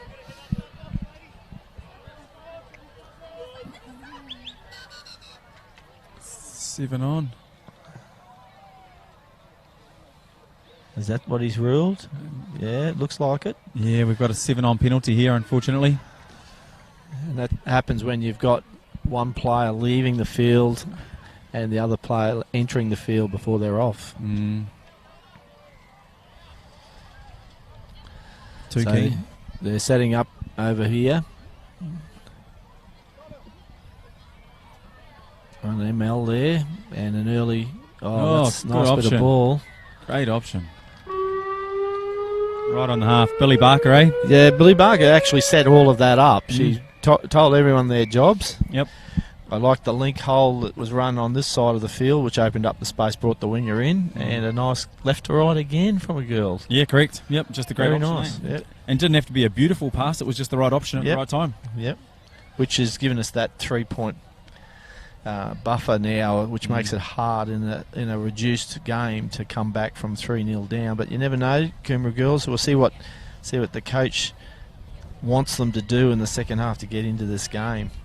Yeah, I'm probably looking to see the Coomera Lynx working a little bit harder. Obviously, with 10 players, then the middles can't be making all those touches through the midfield and making those touches on the line.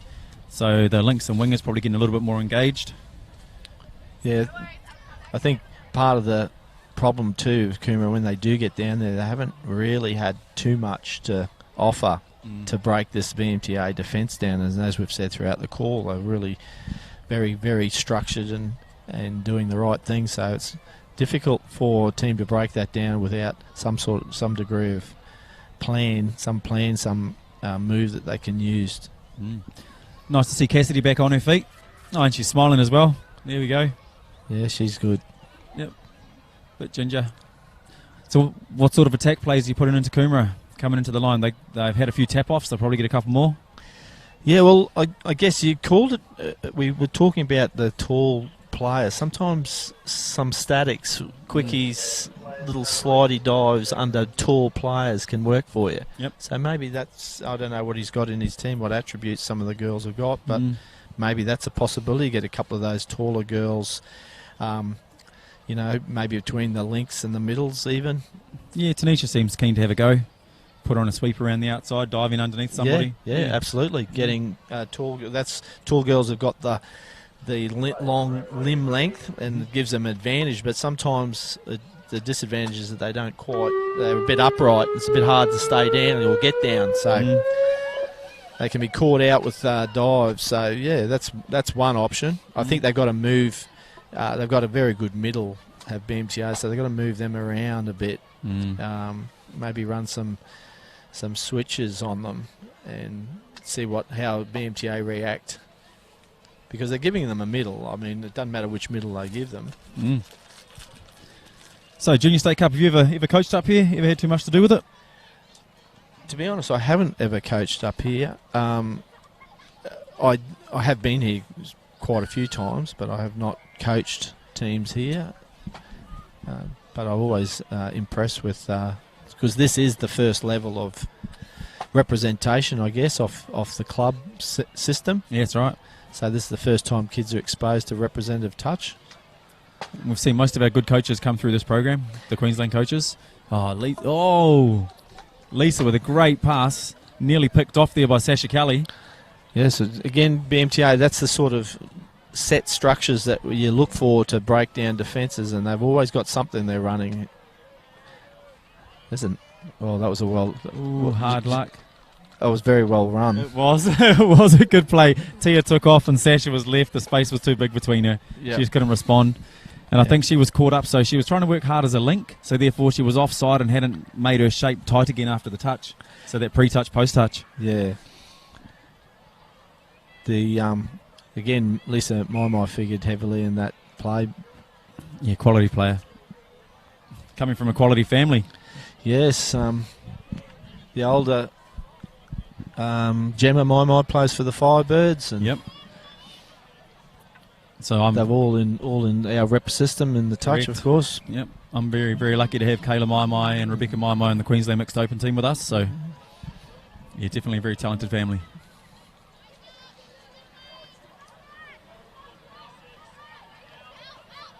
Here we go. Here's the wheels on wheels.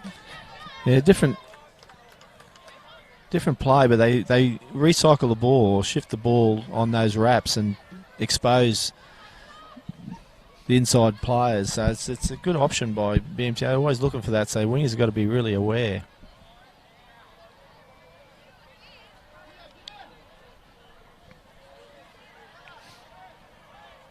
The subs in, getting their lines back.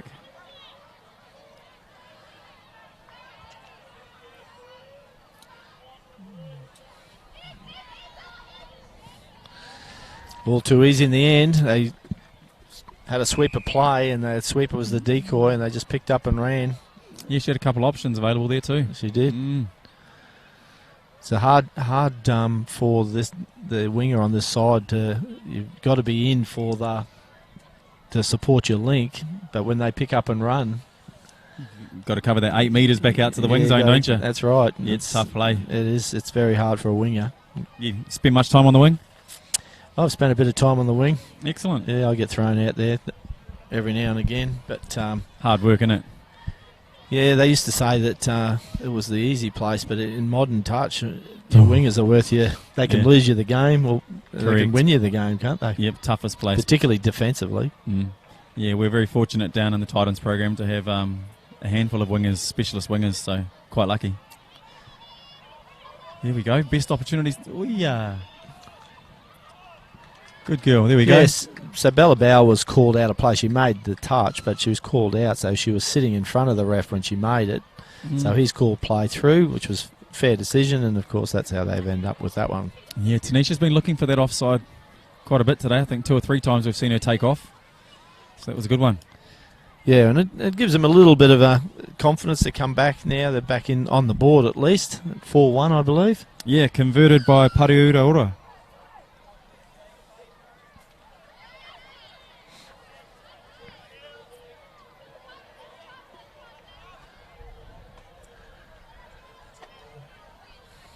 All right, what do we got?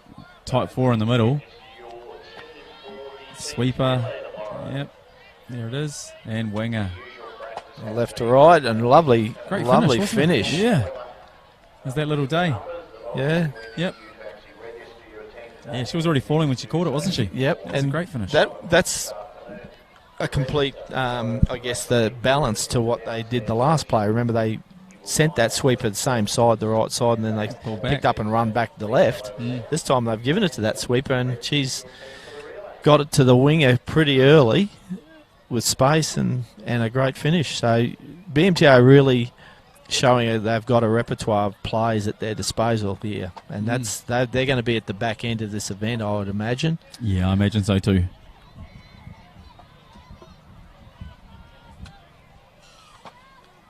A little bit too hard. Once those referees see the full extension, they know that there's a push involved, and that's what that penalty was for. There we go. That link's working really, really hard over there. That right side link for BMTA. Yep, now she's pushed across this side.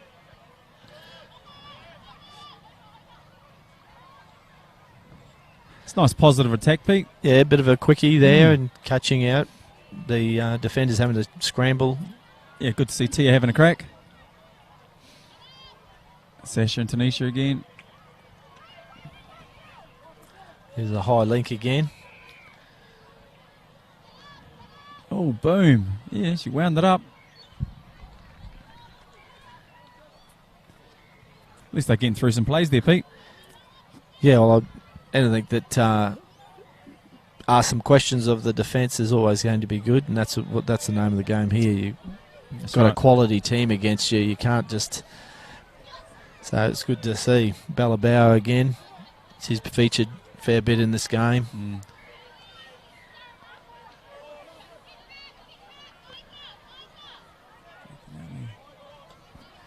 Faith working hard there with the knee brace.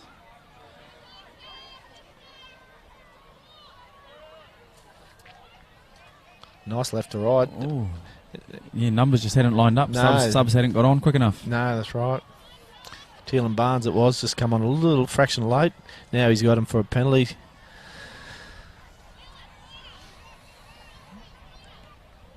That's an interest. He's marched.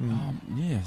Not sure what the call was in the end. Was it not returning the ball? You can only be one of two, eh? Something said or not available. Yeah.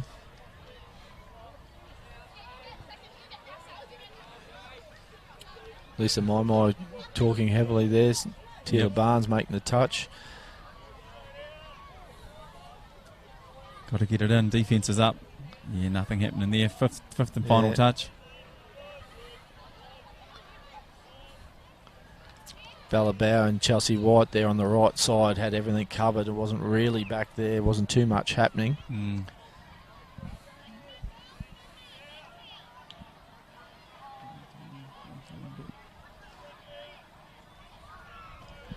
Here we go. Let's see what BMTA can bring up this end. Fresh legs on now, so they'll probably finish off this set with a strike. There goes Lisa Maimai on the ML. Got her. Got her. Yeah, short side didn't cover, unfortunately.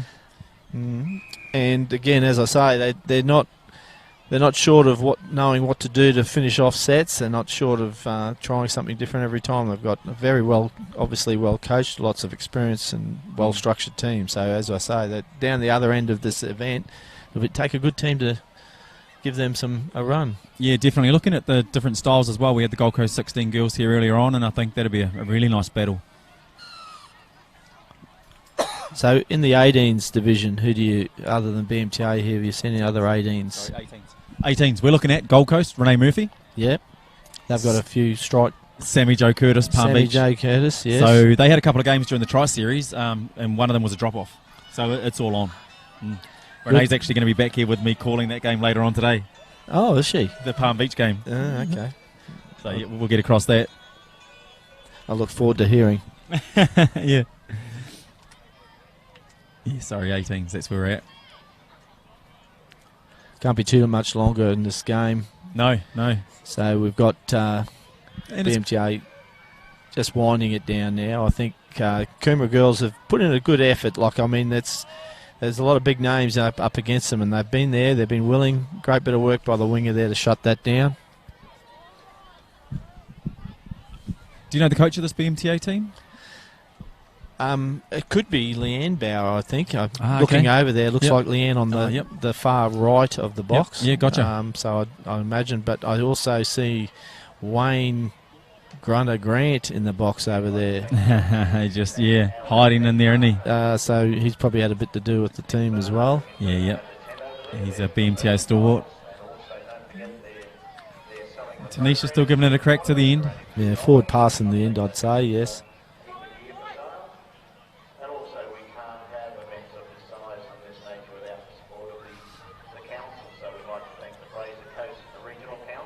Good to see the girls still pushing up even at the back end of the game.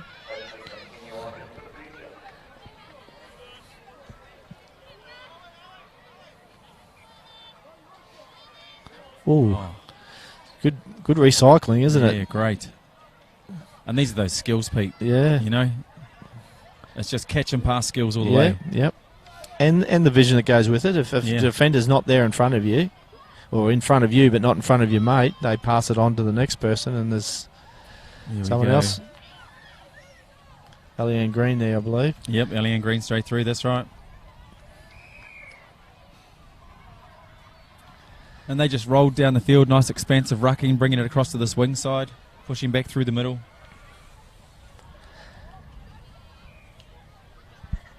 Yeah, some Coomera hands on girls hips. looking a little bit, looking a little bit, we're finished for the day, I We've think. only got 10 players. Yep. Yeah. And it must be tough for those girls to keep going at the point that BMTA's pretty much won the game, and it's a big mental effort now, and physical too, with the only 10 players, as you say. Mm.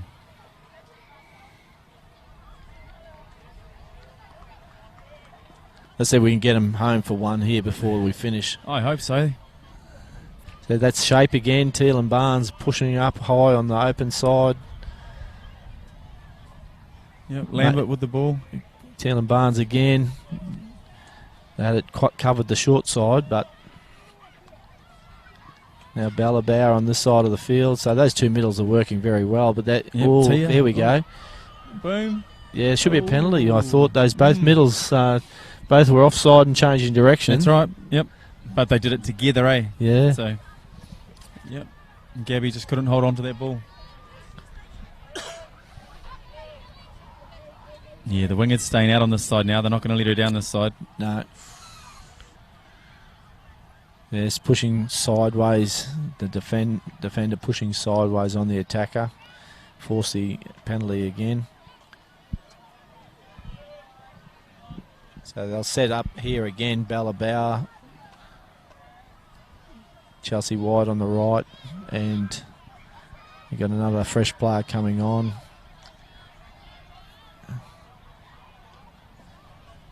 They run that ML a fair bit, don't they? Yeah, they like the wraps. Yep. And of course, there's all the variations off that. You don't have to give the wrap all the time. No. Yeah, there are a couple of plays that, like the ML seems to have been, running the men's game for a while, but it's nice to see the girls running it well. But the Rooster's always been there, hasn't it? Everyone runs that one. Well, that's right. It's just an ML in a different spot, isn't That's it? right, yep. So you see the swarming defence. That's the thing with BMTA. Their players, the ability to keep up and stay up and keep the wall in front of them makes it hard. Just relentless, wasn't it? It was. And fresh legs on now for this. So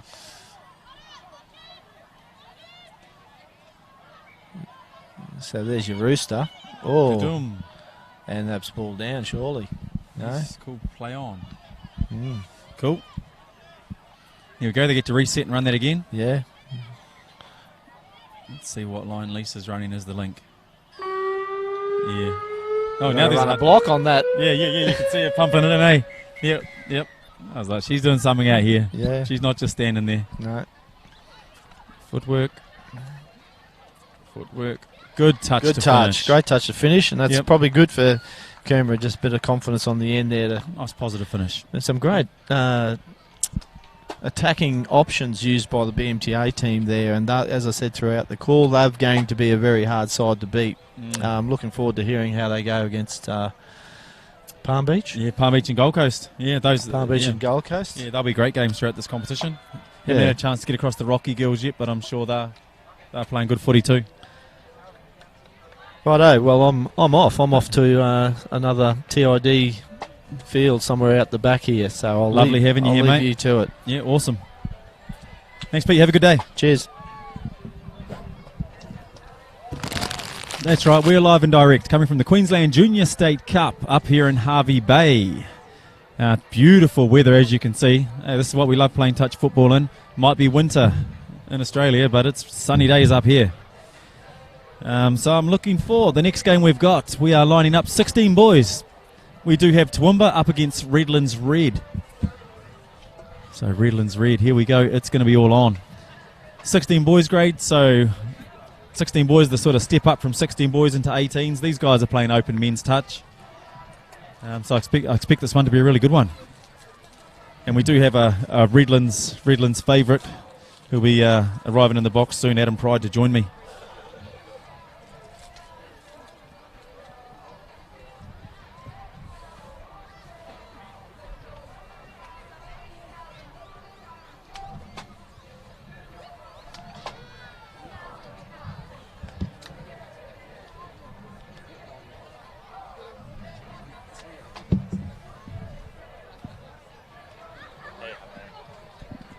Here he is, President of Redlands Touch, Adam Pride.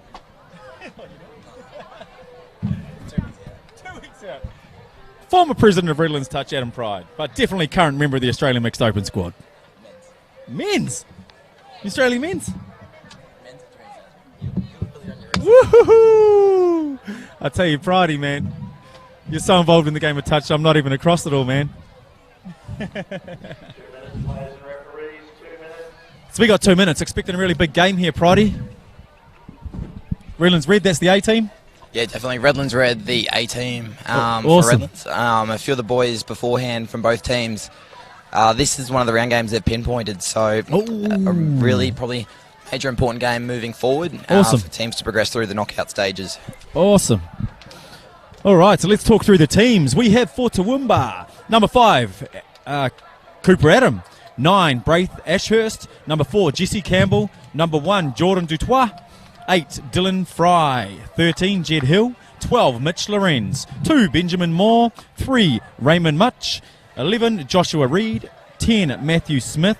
6, Ryan Ward. And 7, Wensley Jackson. That's for Toowoomba. All right, for Redlands Red, number 13, Wilson Barry. Number 4, Leighton Bennett. 14, Dane Bruce. 61, Ryan Cadigan. 12, Ralph Connor. 1, Jaden Crowther. 45, Casey Doyle. 16, Liam Edwards. 2, Liam Honeyfield. 19, Harrison Powell. 5, William Powell. 39, Kafiri Rubin. And 20, Jared Thompson. Yeah, great lineups there, man. Talk to me about the Redlands team. Yeah, definitely a strong lineup. This Redlands team will probably try and just control the midfield a little bit early. They have a very strong rucking team, and if they can create enough chances, they've got a bit of polish on the end of it. So Jared Thompson's a Sharks T-League representative at NTL this year. Connor Rolfe was one of the strong Med-East middles. That's the number 12 in the middle. He's got a good combination with Wilson Barry. So look for those guys to orchestrate a lot of their plays. There'll be a lot of probably sweeper options, and they'll try and play a bit of up-tempo touch, the Redlands boys. Up-tempo touch, I love it. It's my favourite type of touch. Leave the handbrake at home. Players and referees ready. So I wouldn't be surprised if there's a sweeper play straight off this tap. He's called it.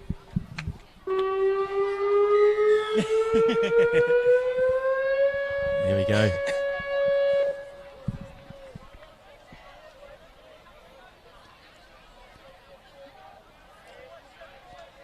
Nice controlled play here. Benjamin Moore in the touch. Nice defence by the Toowoomba boys. The Redlands setting a sweeper. That was Wilson Barry around the back, but well diffused. Good touch there by Ben Moore. Ben Moore actually came through the Titans Junior Development Program this year. Titans 16s at the camp that we had at Sunshine Coast, so loves to go out of half. Here he is with the ball now.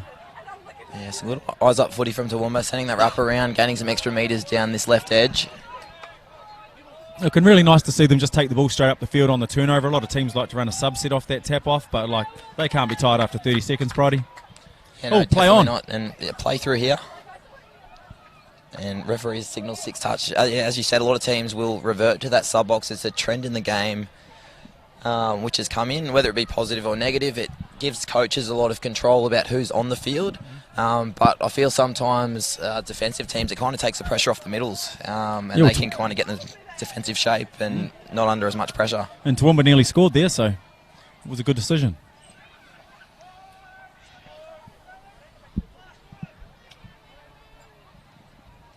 Good turnover there. Toowoomba will look for the box now.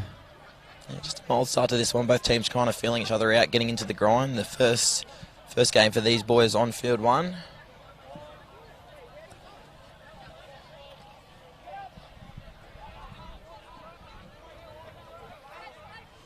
It's Toowoomba sweep on from their sub box. Here we go. Yep, number 11, Joshua Reed, just whispered something behind his hand. I feel he's got something on here with the number 8.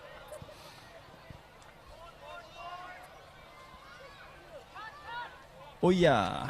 So that was number 1. Was it Jordan Detroit from acting half? So that's the brother to Australian Rugby Sevens representative Dom Detroit, who also came through the Toowoomba Touch in Queensland school sport touch ranks before progressing into the rugby union.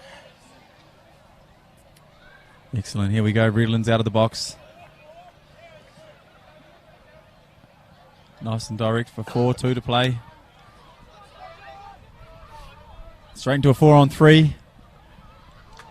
He led him through the hole and the link shut him around the back. Yeah, missed opportunity there for the Redlands boys. It was a nice 4-on-3 dump. So middle, Wilson finding Jared Thompson at link. Very damaging right to left pass. And middle kind of separated. The link stayed away, and Redlands definitely missed out an opportunity there to capitalise. Toowoomba looking for field position here. Just slowed up a bit. Yeah, nice lift there. Oh, bit of contact in the ruck. Got him. Great pass there. Nice finish. That's the number 10, Matthew Smith, going over in the corner. So I think the Redlands middle there recognised that he was in a bit of trouble, tried to get a bit physical and touch. Very great dump by the Toowoomba middle, who obviously recognised that if he still got a quick play, they had option for phase play off the end of it, and a great finish from Smith in the corner. It was a nice draw pass by the link Jordan, wasn't it? Just held the winger up. Let's see if they can get the stop.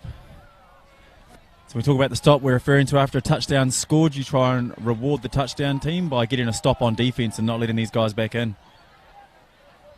Good defence from Toowoomba again. Redlands trying to, as we mentioned earlier, trying to go to those sweeper plays. They're not giving them the middle they want at the moment. So smart defence, good coaching from the Toowoomba team. Letting it fly. Good read by the winger. Good stuff from on, and the link made it across there too. Awesome. Yeah, good defence from Toowoomba. They're playing a bit of what we call sometimes a tight four, so the middles and links are really nice and close, which is giving their winger a chance to read. I'm be interested to see if the Redlands coach can identify that and maybe try and get these links to maybe punch some holes to make those wingers make maybe a better decision. Yes, that means the best attacking space is out between the link and wing, eh, mate? Yeah, definitely. Oh, skipped him. Well, number 45, he was close to making that foot touch. Must have just missed it. Yeah, Toowoomba just seemed to be getting better of the midfield. Redlands middle seems a bit loose, and that was Braith Ashurst breaking through from half. There's worrying signs for the Redlands boys, but Toowoomba probably, you'd imagine here, Tristan would keep looking to go to that middle platform. Yeah, definitely, especially if they're going through that short side, it's opening up for them.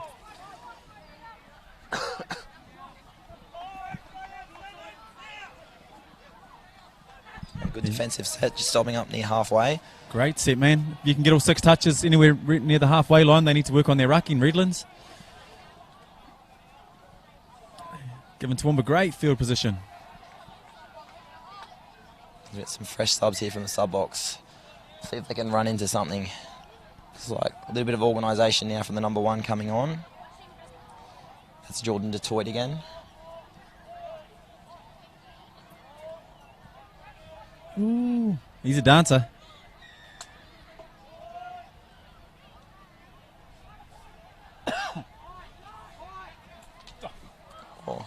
The wild pass goes to ground. They're creating chances though at the moment. Toowoomba just asking questions to the middles. Redlands still probably a little bit loose in defence. Yeah, it's nice creative play, eh?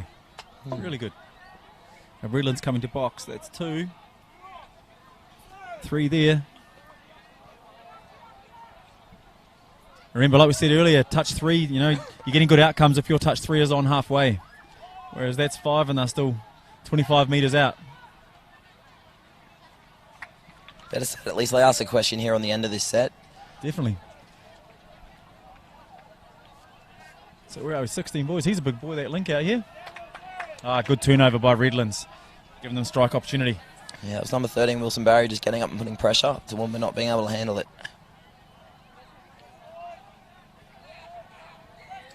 Nice touch. Great touch.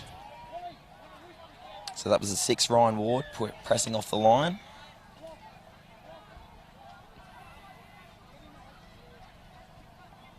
Oh, got him.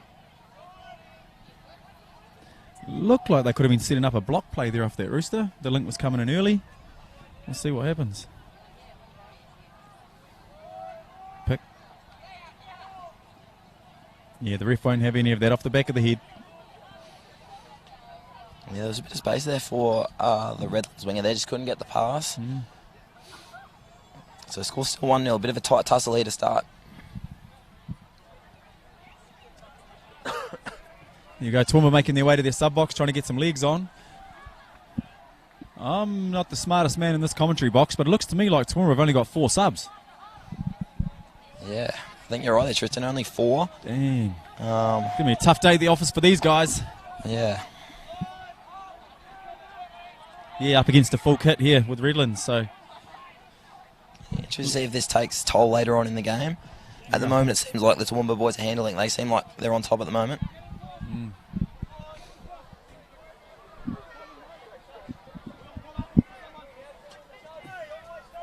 Here we go, still pressing forward. That's great work. Yep. Questionable pass out of acting half. Connor Rolfe finding the link. Yep.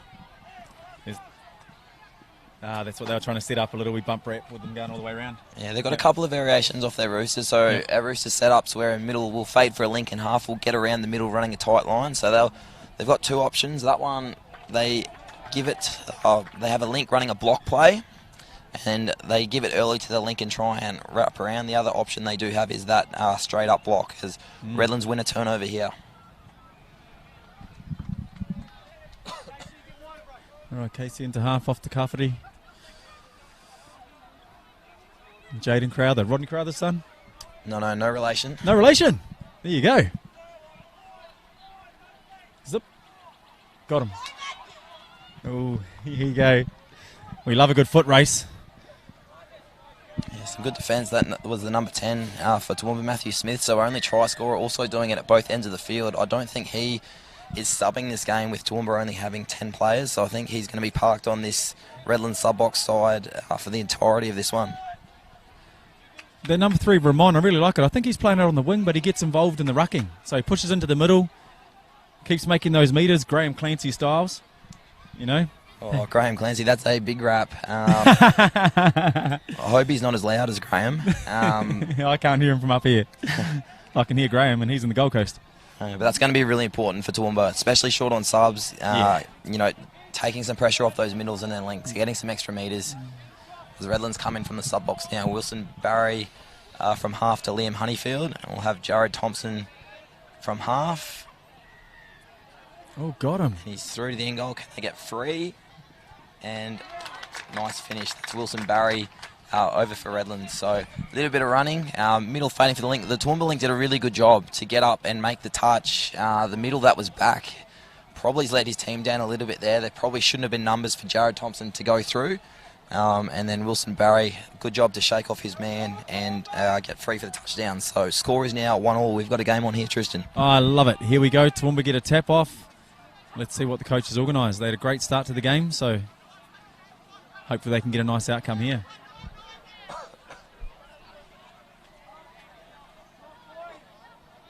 It's been a nice contest so far, I think. Redlands willing to meet the battle. Yeah, it's a bit of an arm wrestle. You just get the sense Toowoomba, as they attack this corner, I was just about to say looking a little bit short on legs with those subs, but that number 8 looks like he's got a lot of speed. That is Dylan Fry out there at left link. All right. Back with Jordan in the middle. Yeah, Jordan knows how to play footy all right. He's doing a lot of work out there, setting up and organising this attack. He's definitely looking the most dangerous at the moment. You'd think defensively they want to try and get nice and tight on him. I think a little step in under is in danger as... A little offload to the number 8 there would have been awesome. Dylan would have been in. Yeah, they missed out an opportunity there. They had the Redlands middle turned in and created numbers to the short side, so that was Liam Honeyfield that was turned in. Got away with one there, Redlands, as they ruck towards their sub-box. Slowly watching all the Redlands supporters pile in here, mate. Like you said, I think Redlands sort of looked at this game as a big one for today. Yeah, definitely. I know a lot of the Redlands teams trying to get around and support one another, so trying to really instill that club culture as a lot of affiliates do. As Casey Doyle hits the link. Great touch by Ramon. Here we go.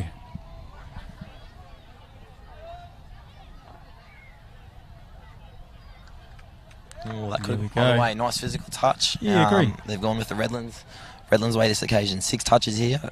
expect to maybe see Casey Doyle come on a sweeper. Kawiri on the static. Here we go. Here we go. He loves the low dive and the high five. You can see it. Oh, yeah. Every team needs one of those.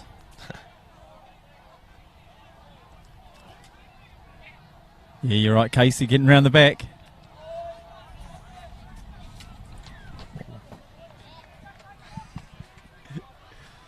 Excellent. Casey likes to lift the ball and slam dunk it when he scores, eh? Yeah. His teacher at school definitely does not like that. I don't think it's the most effective method.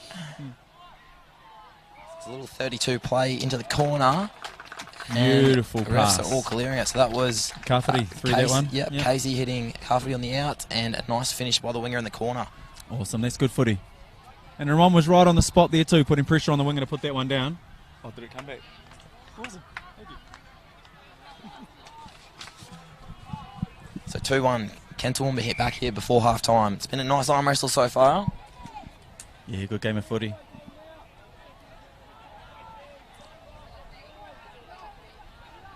I think we'll be looking to push back into Benny here. So Ryan Ward and Ben working together. There you go. Ben loves a scoop. Really good off the ground. Boom. Nice feet. Sideline ref's calling a touch. Ooh. Awesome.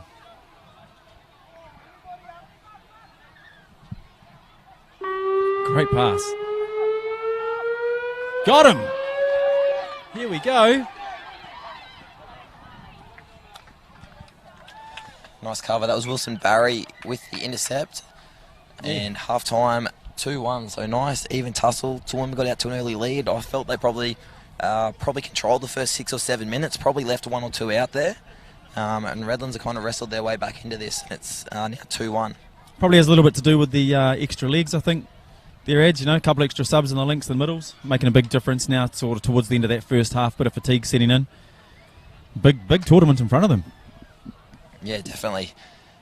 Yeah, 10 play is not easy at the best of times, especially, you know, against a similarly ranked team on field one.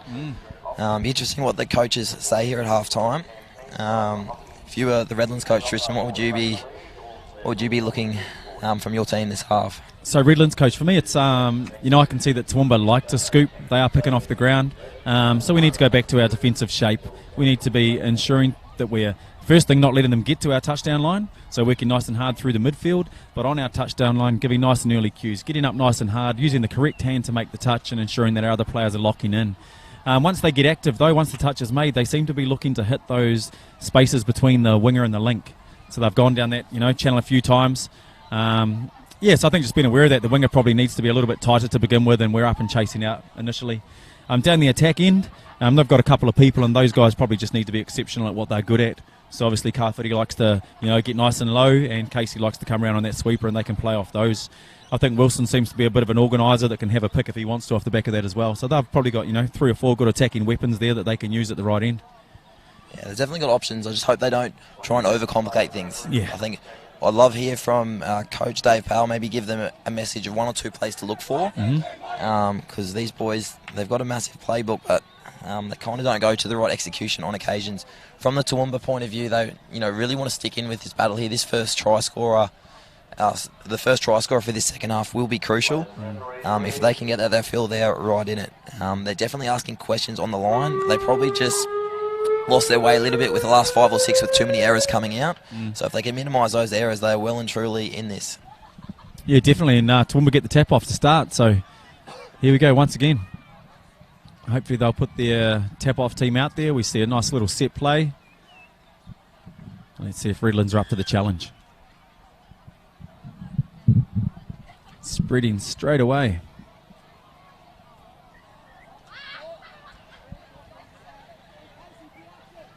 Yeah, there we go. Jordan and Benny. Sweep around the back.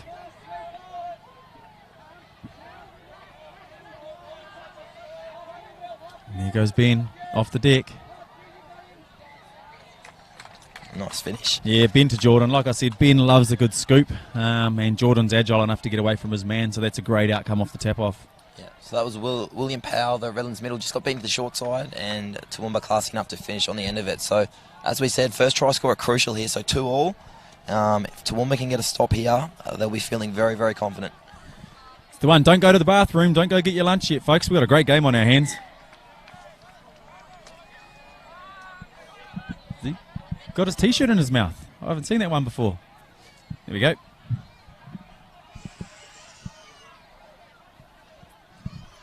See a play involving the number 20 here, Jared Thompson. He's usually their go-to here in attack. Yeah, he went through. Well defended by Toowoomba, just sucking back, just delaying Redlands' momentum. Jared likes a right to left pass, so watch him go to right link and a play off the end of this. Here it goes, right to left. Ooh, trying to play short. I think the winger stayed out there too for Toowoomba. The link hole was on if he ran the right space. So Thompson. Josh Thompson? Yep, Josh Thompson. So yep, brother? Jared, younger brother. So they're one of about 6 or 7. Oh. Jared's a twin. So this is the first year his sister's not playing up here at Junior State Cup. Gotcha. Jared's had a really good last 12 months. He kind of started off as a winger basically in the under-14s and has basically progressed to where he is now as, an attacking middle or link in the teams he's in.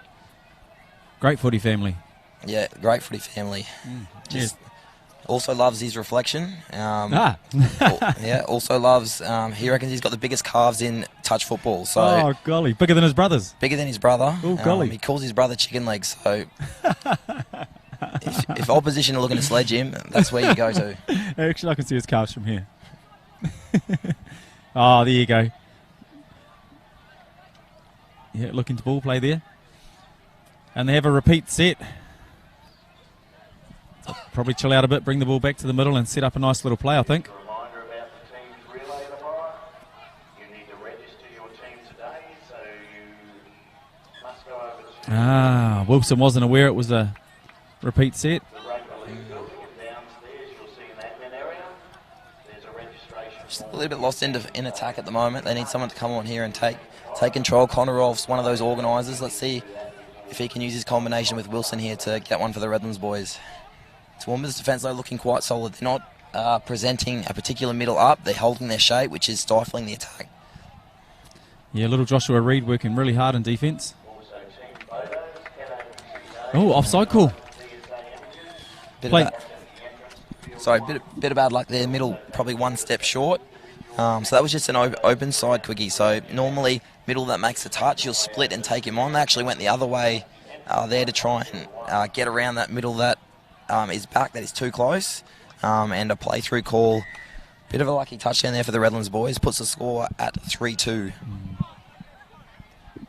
Here we go, Jordan and Ben back out there. Ryan Ward round the back. Down. Got him. Well organised. So that was Ward put himself at right link there. Came away on the sweeper. The Redlands open side defence really collapsing in hard. The link, which I think is Leighton Bennett, probably in a little bit hard there. And Toowoomba savvy enough to get them on the phase play and still managed to finish. So 3-all here. We have a game on our hands. And I think a lot of people are realising how tight this game is because there are more and more people coming into field one. Yeah, we've just seen the Rocky boys coming round the back, so I'm sure they'll be getting eyes on against their opposition. Rockhampton well known for their touch football program. All right, let's see what Casey's got.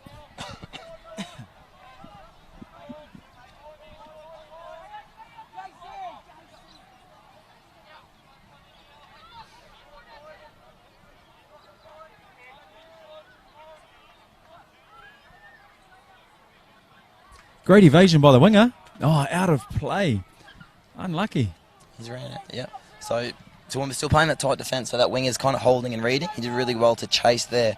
I'd love to see the Redlands link actually punch a hole. So he just kind of ran a straight line and very well read by the Toowoomba winger just to peel straight out from that situation. So interesting to see if the Redlands coaching staff can identify that as something to work to because there is definitely space through that wing link channel.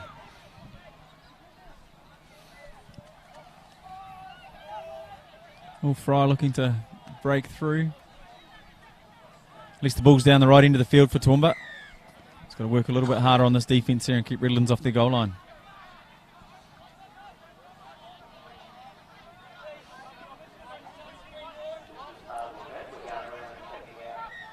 There we go. And Thompson looking to dance the dance on the way in. Nice setup here from Redlands. They've got into the sub box. They're not trying to rush things, just taking their time. Jared Thompson here from half. Whoa. Good touch by Jordan. Last play, what do we got? Great defence. Yeah.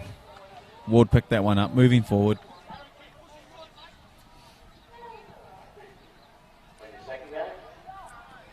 Great lead by Redlands.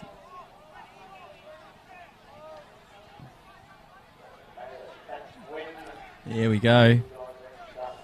Injecting himself into the play, nice.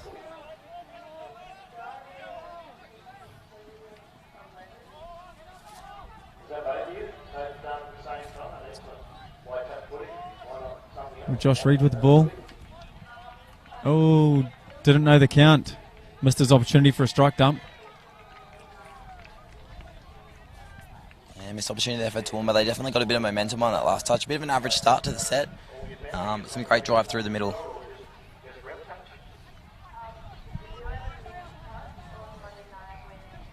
Here we go, good clean up by Redlands. And ball finishing in the same place as the last set.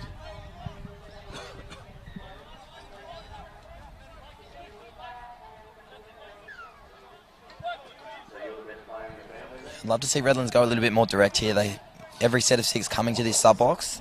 Toowoomba, as we mentioned before, only 10 players. This is where you want to probably put their middles on the back foot.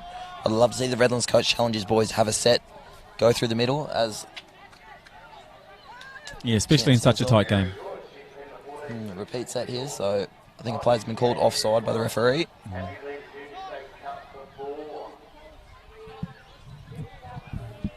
All right, got a little Josh Reed on the line, working with Ben there.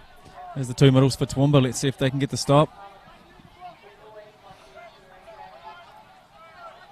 Oh. So looking for that little rooster block play where they hit the link nice and early and the wrapper goes all the way around.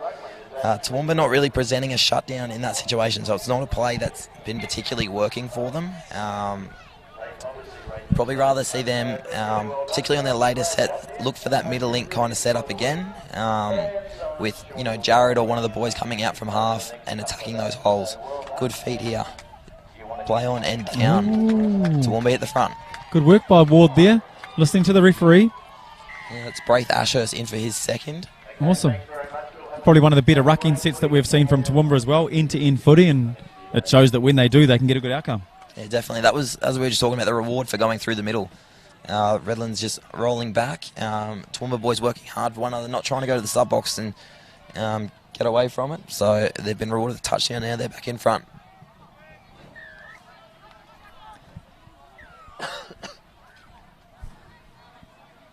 All right, Redlands, here we go.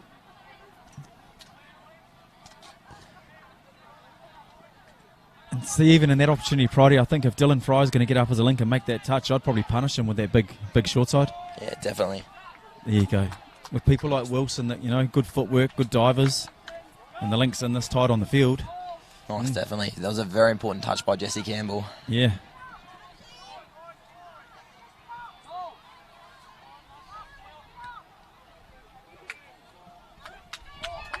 And there we go. Oh, got him on a touch pass. Play pass. Really important. Toowoomba can finish this set down the other end. Really important they don't make an error here. Make that touchdown count.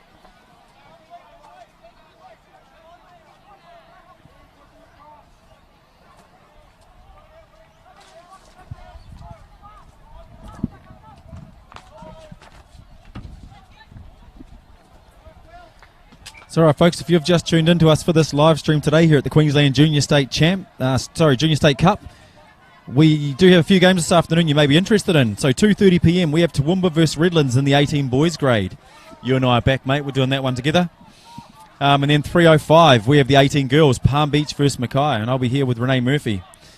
And then to close off the day at 4:15, Gold Coast versus Caboolture in the 18 boys. A great touch by the Toowoomba link there. Connor Rolfe almost going over. It was close.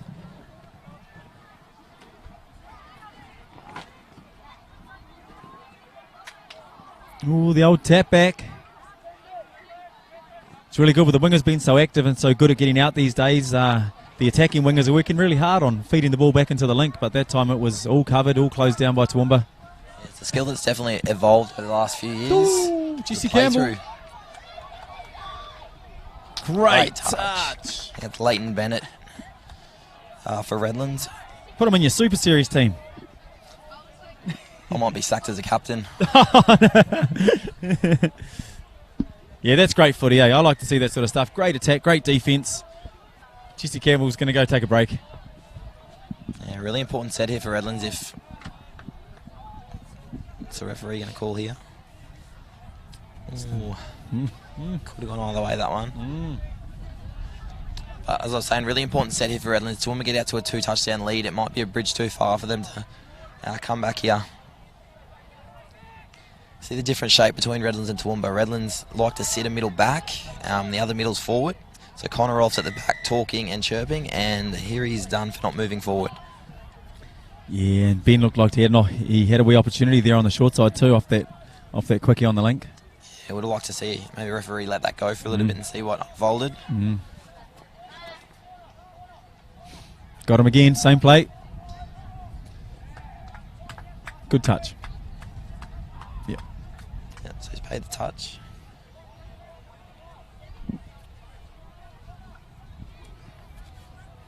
Redlands probably want to push off their line a bit harder here. Yeah, there we go. You know, the ball's out 10 metres out off the line. They can probably work a bit harder to keep them out there, not let them so close. Nice little play by Toowoomba there. The link isolated, bouncing out. Redlands might need to look for support here as an opportunity for Toowoomba in the in goal. Yeah, Braith Ashurst going through the space there. The sideline is nodding and is all clear. Up by 2. Up by 2, the crucial 2-touchdown lead. Toowoomba definitely looking more comfortable to scoop. Yeah, definitely. Yeah, they're probably their organisation on the line with their line attack plays probably not probably quite there. But off the back of their drive and on the back of their scoot, they've got speed to burn, and they made the most of it just then. See if Redlands can get back here. They've got Jared Thompson sitting out at right link. Look for him and Wilson Barry here to organise a play.